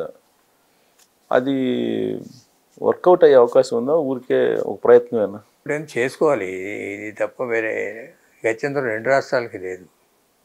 ఇప్పుడు నిరర్ధకంగా పడి ఉంటున్నాయి ఆస్తులు. ఏదో ఢిల్లీది ఏదో మొత్తం సార్ట్అవుట్ చేస్తున్నారు. అవును, ఏపీ భవనం. ఏపీ భవన్ అది. ఇక్కడ కూడా కంబైన్ స్టేట్ పేరు మీద కంబైన్ స్టేట్ మీద ఉన్నాయి, చాలా ఉన్నాయి. ఇప్పుడు కేసీఆర్ గారు ఇదివరకము ఇక్కడ ఉన్నాయన్నీ మాయని అంటారు. ఆంధ్రాను మా పర్సంటేజ్ మాకు రావాలంటే అది వీళ్ళిద్దరూ డిఫరెన్స్ అయినప్పుడు సెంట్రల్ గవర్నమెంట్ అన్నా సార్ట్అవుట్ చేయాలి, వీళ్ళిద్దరన్నా సార్ట్అవుట్ చేసుకోవాలి. ఇప్పుడు 10 ఏళ్ళు గడిచిపోయినాయి. ఇప్పుడు కూడా చేసుకోకపోతే ఇంకెప్పుడు చేసుకుంటారు? Central government Andhra state government ఒకటే, తెలంగాణదేమో కాంగ్రెస్ ప్రభుత్వం. అవును, పెండింగ్ పెట్టుకోవడం సమస్య సొల్యూషన్ రాదు. ఆ 58-42నా లేకపోతే కొన్ని సంవత్సరాలు తీసుకోవటమా, కొన్ని సంవత్సరాలు ఇచ్చిపుచ్చుకోవటమా, ఏదో ఒకటి కూర్చొని సార్ట్అవుట్ చేసుకోవాలి. సార్ట్అవుట్ చేసుకుంటే ఇద్దరికి మంచిది. ఆ ప్రయత్నం వీళ్ళిద్దరు చేస్తున్నారు. రెండు ప్రభుత్వాలు ఈజీగా సాల్వ్ అయ్యేటువంటి ఏంటి అనేది ముందు స్టార్ట్అవుట్ చేసుకుంటున్నారు. ఇలాంటి పరిస్థితుల్లో కేసీఆర్ లేకపోతే హరీష్ రావు, కేటీఆర్ వీళ్ళేంటి ఒక ప్రతిపాదన తీసుకొస్తున్నారు. ముందు ఆ 7 మండలాలని తెలంగాణ నుంచి తీసుకెళ్ళే వాటిని మళ్ళీ మాకు తెలంగాణకి ఇప్పించండి, తర్వాత దిగువ సీలేరు ఎలక్ట్రిసిటీ ప్రాజెక్ట్ వచ్చేలాగా చూడండి, తర్వాత మిగతా అని అంటున్నారు. వాళ్ళు ఉన్న 10 ఏళ్ళు ఏం చేశారు? ఉన్న 10 ఏళ్ళు ఏమన్నా డిమాండ్ చేశారు? అది అధికారంలో ఉన్నారు కదా. మండలాలు కలిపినప్పుడు 14 ముందు 14 చంద్రబాబు నాయుడు ప్రమాణ స్వీకారానికి ముందు అనుకోండి. 7 మండలాల్లో మెజారిటీ ఆఫ్ ల్యాండ్స్ సబ్మెర్జ్ అవుతాయి పోలవరానికి. మరి పోలవరానికి సబ్మెర్జ్ అయితే డబ్బులు ఇస్తారు R&R ప్యాకేజ్కి. తెలంగాణ గవర్నమెంట్ ఇవ్వాల్సింది ఆంధ్ర గవర్నమెంట్ కదా. ఏమన్నా మండలాల్లో కొన్ని విలేజ్లు ముంపు ప్రాంతం కాదు, అవి విడగొట్టి ఇవ్వండి అని అడిగితే అడగచ్చు, వాళ్ళు కన్సిడర్ కూడా చేయొచ్చు. ఇప్పుడు వాళ్ళు అనేది ఏంటంటే రాష్ట్రంలో దేశంలో చంద్రబాబు నాయుడు చెప్తే వినే ప్రభుత్వాలు ఉన్నాయి కాబట్టి రేవంత్ రెడ్డి ఈ డిమాండ్ చేసిన తర్వాతనే మిగతా వాటికి ఇవ్వండి అంటున్నాడు. అంటే పరిష్కరించేటువంటి సమస్యలకి ముందలకల బంధం వేసినట్టేనా? ఇది పరిష్కారం కాకుండా ప్రతిబంధకాలు సృష్టించడం అంతే తప్పితే. నేను చెప్పాను కదా, కొన్ని విలేజ్లు ఆ 7 మండలాల్లోనూ కొన్ని విలేజ్లు ఉన్నాయి సబ్మర్జికి సంబంధం లేకుండా, కొన్ని భద్రాచలానికి దగ్గరలో ఉన్నాయి. ఆ విలేజ్లు వదిలిపెట్టండి. తుమ్మల నాగేశ్వరరావు ఏదో లిస్ట్ అవుట్ చేసినట్టున్నారు మీరు చెప్పినట్టు, ఒక 7 గ్రామాలు 6 గ్రామాలు, ఆ గ్రామాల వరకు చూడండి అని, విలేజ్ మొత్తం మండలాలు కాకుండా. ఏంటంటే భద్రాచలం గుడి కింద ఉన్నాయి కొన్ని భూములు విలేజ్ల్లో. అంటే అట్లాంటి చిన్న కూర్చొని అక్రాస్ ది టేబుల్ మాట్లాడుకోవచ్చు. ఆంధ్ర ఆయన వదిలిపెట్టచ్చు, వీళ్ళు తీసుకోవచ్చు. మీరు వైసీపీలో ఉన్నప్పుడే కదా జగన్మోహన్ రెడ్డి కేసీఆర్ ఇద్దరు కలిసిందా? అప్పటికి మీరు లేరా? ముఖ్యమంత్రి అయిన తర్వాత మీరు లేరు కదా. వాళ్ళిద్దరు కలిశారు. ఇక్కడ సచివాలయానికి సంబంధించిన భవనాలు ఇచ్చేశారు ఫస్ట్ మీట్లోనే ఆంధ్రప్రదేశ్కి సంబంధించి. కానీ ఇక్కడ 9-10 షెడ్యూల్లో ఉండేటువంటి ఆస్తులు కొన్ని లక్షల కోట్ల రూపాయలు ఈ ఆంధ్రప్రదేశ్ ఉన్నాయి అని చెప్పి ఉంది. ప్లస్ 6,000 కోట్ల రూపాయల బకాయిలు, ఎలక్ట్రిసిటీ బకాయిలు. ఇవి రాకపోతే పరిస్థితి ఏంటి ఆంధ్రప్రదేశ్కి? అయ్యే చాలా సమస్యలు ఉన్నాయి. ఎలక్ట్రిసిటీలో ఉన్నాయి. వీళ్ళు ఒక లెక్క చెప్తారు, ఆంధ్ర ఒక లెక్క చెప్తారు. మేజర్గా తెలంగాణ ప్రాబ్లం ఏంటంటే సీలేరు ప్రాజెక్ట్ పవర్ ప్రాజెక్టు మాకు రావాలి అంటారు. మేజర్ ఇష్యూ అదే. ముంపు మండలాల గురించి కాదు, ముంపు మండలాల్లో సీలేరు ప్రాజెక్ట్ ఉంది. Sileru project power generation perennial 365 days generate అయ్యే project. Hydro projects 365 days run అయ్యి చాలా తక్కువ. 180 days కన్నా రన్ అవ్వు, అది 365 days రన్ అవుద్ది. పైగా పీక్ సమ్మర్లో వస్తుంది. అది మనం ఇక్కడ కోల్పోయామనేది వీళ్ళ భావన. 7 మండలాల కన్నా అసలు విషయం ఇది అంటారు. సీలియర్ పవర్ ప్రాజెక్ట్ తప్ప ఇది కాదు. మునిగిపోయే మండలాలు ఏం చేసుకుంటారు వీళ్ళు? అదే మీరు అన్నట్టు ప్యాకేజ్ ఇవ్వాలి కదా ఫస్ట్. సో అసలు సీక్రెట్ అది కాబట్టి అది అయ్యేది కాదు. ఇది ఓన్లీ కట్టసే మీటింగ్ అనుకోవాలి అట్లయితే. మిగతా ఇప్పుడు ఉమ్మడిగా ఇప్పుడు ఫిలిం డెవలప్మెంట్ కార్పొరేషన్ బిల్డింగ్ ఉంది, ఇది మెహదీపట్నం. అది ఉమ్మడి ఆస్తి. APIIC film development corporation Vijayawada office. ఆస్తి వాళ్ళకి వెళ్ళింది. ఇవాళకి ఆన్ పేపర్ వాళ్ళకే ఉంది. ఆ రెంట్స్ వాళ్ళకే వెళ్తాయి. ఇక్కడ తెలంగాణ ఎఫ్డీసీ ఎండీకి కానీ లేకపోతే వీళ్ళకి కానీ పేమెంట్స్ వాళ్ళు చెక్ సాయంత్రం పెట్టి పంపించాలి. వీళ్ళ శాలరీస్ కూడా అంటే ఉదాహరణకు చెప్ అదే అలాంటి సార్ట్అవుట్ చేసుకోవచ్చు కదా చిన్న చిన్నవి. ఆర్టీసీ కార్పొరేషన్ క్రాస్ రోడ్లో ఉంది, అది ఉమ్మడి ఆస్తి కింద ఉంది. కొంత మీరు కొంత మేము తీసుకోవటమో లేకపోతే వదిలేయటమో లేకపోతే ఏం చేయటం అనేది చేసుకోవాలి. అంటే 1/1 అన్ని ఏపీఐసి బిల్డింగ్స్ ఉన్నాయి కామన్గా, ఎస్ఎఫ్సి ఉంది, స్టేట్ ఫైనాన్స్ కార్పొరేషన్. అలా ఆల్మోస్ట్ 107 ఉన్నాయి అంటున్నారు. ఒక 89 9వ షెడ్యూల్లోను 10వ షెడ్యూల్లో 107 ఉన్నాయి అని అంటున్నారు. అరసి సుమారుగా 200 ఉన్నట్టు. చేసుకోవడం తీసుకోవడం 52/48 చేసుకోవడం 58/42 చేసుకోవడం ఎవడు పర్సనల్గా తీసుకునేది కాదు కదా, గవర్నమెంట్లే తీసుకోవాలి. వీళ్ళ పరిష్కారం కాకపోతే సెంట్రల్ గవర్నమెంట్ ఇన్వెస్ట్ అయ్యి ఇదేం తేల్చాలి. మీరు కొట్టు చావండి అని రోజు వాళ్ళు అంటే విభజన చట్టంలోనే ఉంది కదా, వీళ్ళకి ఏమైనా అభిప్రాయ భేదాలు వస్తే సెంట్రల్ హోమ్ మినిస్ట్రీ ఇన్వాల్వ్ అయ్యి సెటిల్ చేయాలని. కోర్టుకు వెళ్ళి తెలుసుకోండి, కోర్టుకు ఎక్కడ వెళ్తారు ఏం చేస్తారు. అది అయ్యేది కాదు కోర్టుకు వెళ్తే. సో ఇప్పుడు ఫైనల్గా సార్ శేషగిరిరావు గారు ఇప్పుడు ఏ పదవిని ఎక్స్పెక్ట్ చేస్తున్నారు? అట్లీస్ట్ సరే మీరే వాళ్ళు పిలిచి మీకు ఇస్తారా లేకపోతే చూద్దాము, బట్ ఎక్స్పెక్టేషన్ ఏంటి అసలు? నాకేం ఎక్స్పెక్టేషన్ అసలు ఏం చెప్తే చేయటం. అసలు ఎప్పుడు అట్లా ఎక్స్పెక్ట్ చేసే మనిషిని కాదు. వాళ్ళు పిలిచి ఇవ్వాల్సింది అంతేనా? అంతే. ఎమ్మెల్సీ రెండింటి అది ఇచ్చేసినట్టున్నారు. ఎమ్మెల్సీలే చాలామంది ఉన్నారు యాస్పిరేషన్. చాలామంది ఉన్నారు అనుకోండి. అంటే బట్ మీకు తగిన పోస్ట్ అయితే ఇవ్వాలిగా వాళ్ళు అట్లీస్ట్.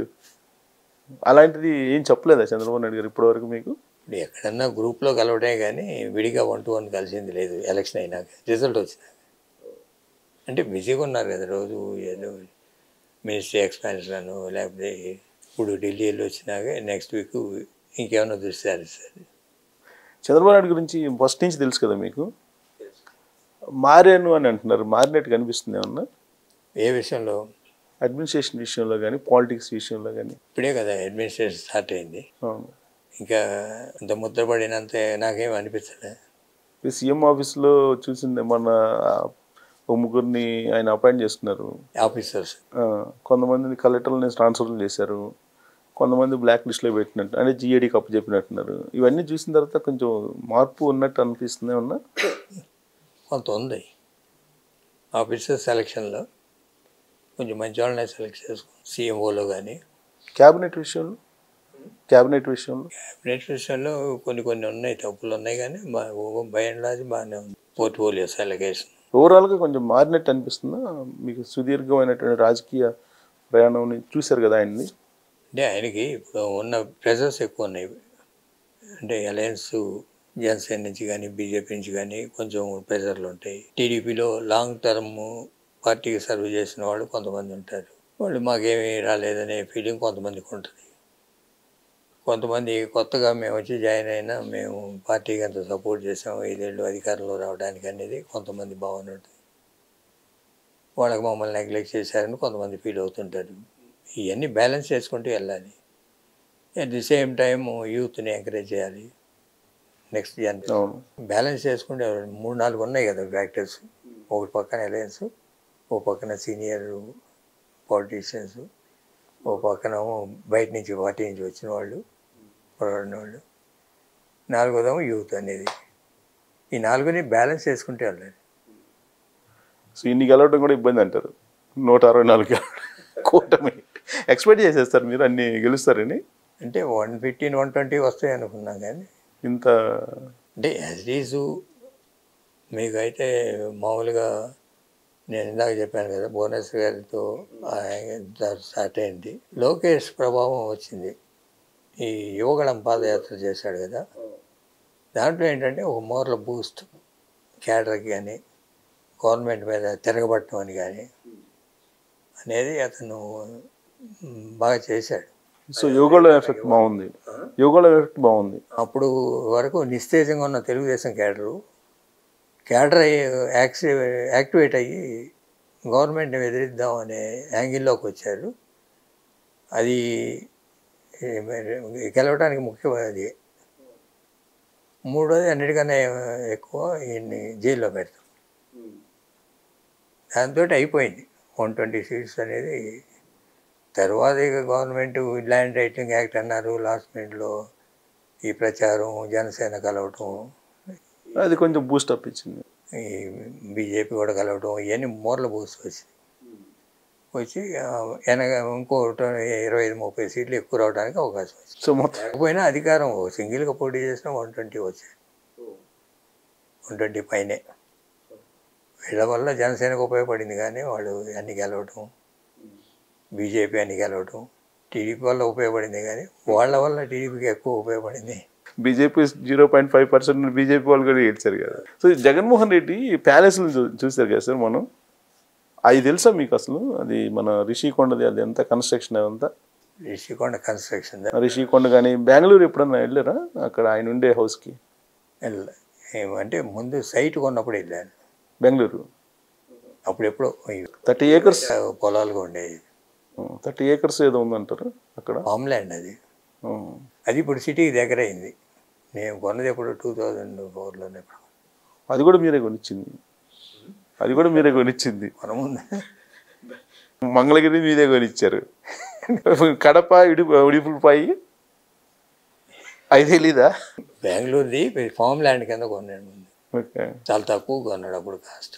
సో మొత్తం మీద ఆయనకి ఎక్కడ పోతే అక్కడ ఎస్టేట్లు ఉన్నాయి. ఏసీఎంకి లేవనుకుంటారు.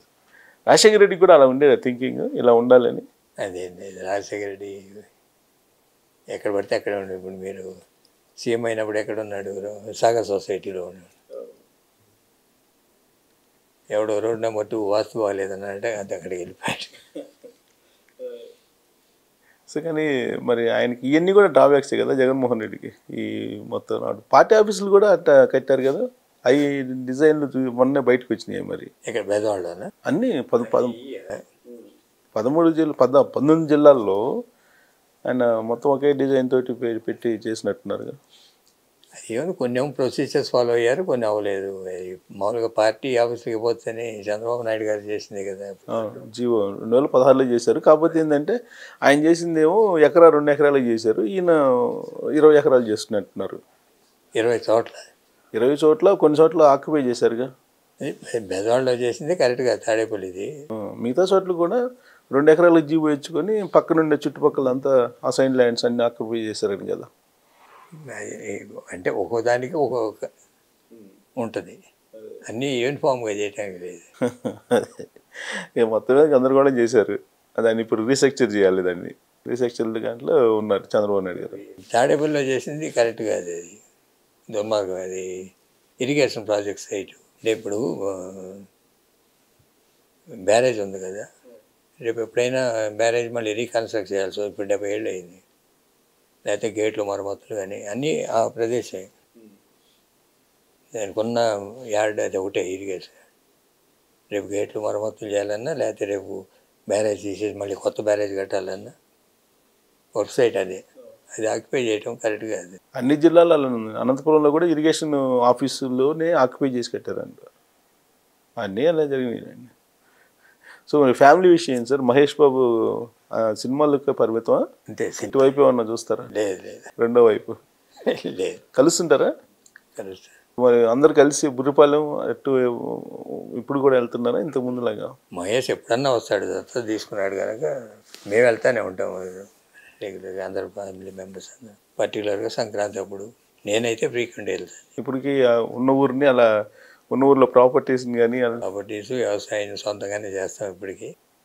వినాస్ బ్రదర్ అనంతరావు గారు ఇదివరకు వెళ్ళేవాళ్ళు, ఇప్పుడు లేరు కదా. ఇప్పుడు లేరు, అక్కడే ఉండేవాళ్ళు. మీరు ప్రొడ్యూసింగ్ అతను కూడా కొన్ని ప్రొడ్యూస్ చేశారు కదా. ఆయన ఒరిజినల్గా అహ్మద్నగర్లో is an engineer, mechanical engineer. ఆవిడ ట్యాంక్ ఫ్యాక్టరీలో వర్క్ చేశారు. తర్వాత ఫిల్మ్ ఇండస్ట్రీ వచ్చే సినిమాలు 12 కాపురం, దేవుడు చేసిన మనుషులు, హిందీ 30 సినిమాలు తీసాం కదా. మేరే అవసరం, హిమ్మత్ వాలా, మవాలి, పాతాళ భైరవి, ఖైదీ, సూర్యవంశం అని. ఆయన కొంచెం రైటింగ్ ఇంట్రెస్ట్, మ్యూజిక్ ఇంట్రెస్ట్ ఎక్కువ ఉండేది. చివరి రోజుల్లో కృష్ణ గారు ఏమన్నా చెప్పారా మీకు?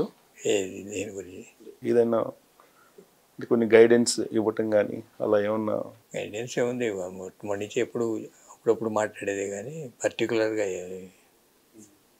ఆ రోజు కూడా చాలాసేపు కూర్చున్నా. మధ్యాహ్నం మార్నింగ్ 11 o'clock వెళ్ళి 12:30 వరకు. తర్వాత భోజనాలు వేసాను, నేను వచ్చాను.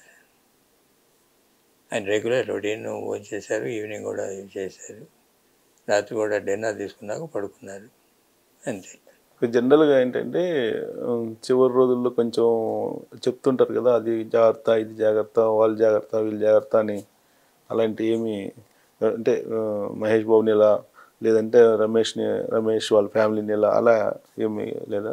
అలా ఏం లేదు, అందరూ నేను ఉన్నంతకాలం ఇచ్చే చెయ్యి కానీ పుచ్చుకునే చెయ్యి కాదని ఎప్పుడు అంటుండే. ఎప్పుడన్నా వీళ్ళు రాస్తామండి ఏముందరూ అందరూ 5గురు సమానం అన్నాడు. రాశారా? వీళ్ళు రాసేస్తారా? రాశారు 5గురు సమానం అని. సో అలాంటి భేదాలు కానీ ఏమి లేవు. ఏమి లేవు. ఇప్పుడు మహేష్ కొంచెం పీక్ స్టేజ్లో ఉన్నారు కదా, బ్యాలెన్స్ చేయడానికి ఎప్పుడన్నా ట్రై చేస్తారా? ఫైనాన్షియల్ బ్యాలెన్స్లో అలా ఎవరికి అవసరం లేదు. అల్లరు వెళ్ళ ఎవరికి ఉండే ఎవరి వాడుకుంది, అందరికీ ఏర్పాటు చేశారు ఆయనే. సో అంతా ఇచ్చే చేయలాగానే ఉన్నారు అందరూ, అంతేనా? Right sir, thank you very much. మీరు ఎప్పుడు అలానే ఉండాలి, ఇచ్చే వాళ్ళలాగానే ఉండాలి. Thank you. Thank you.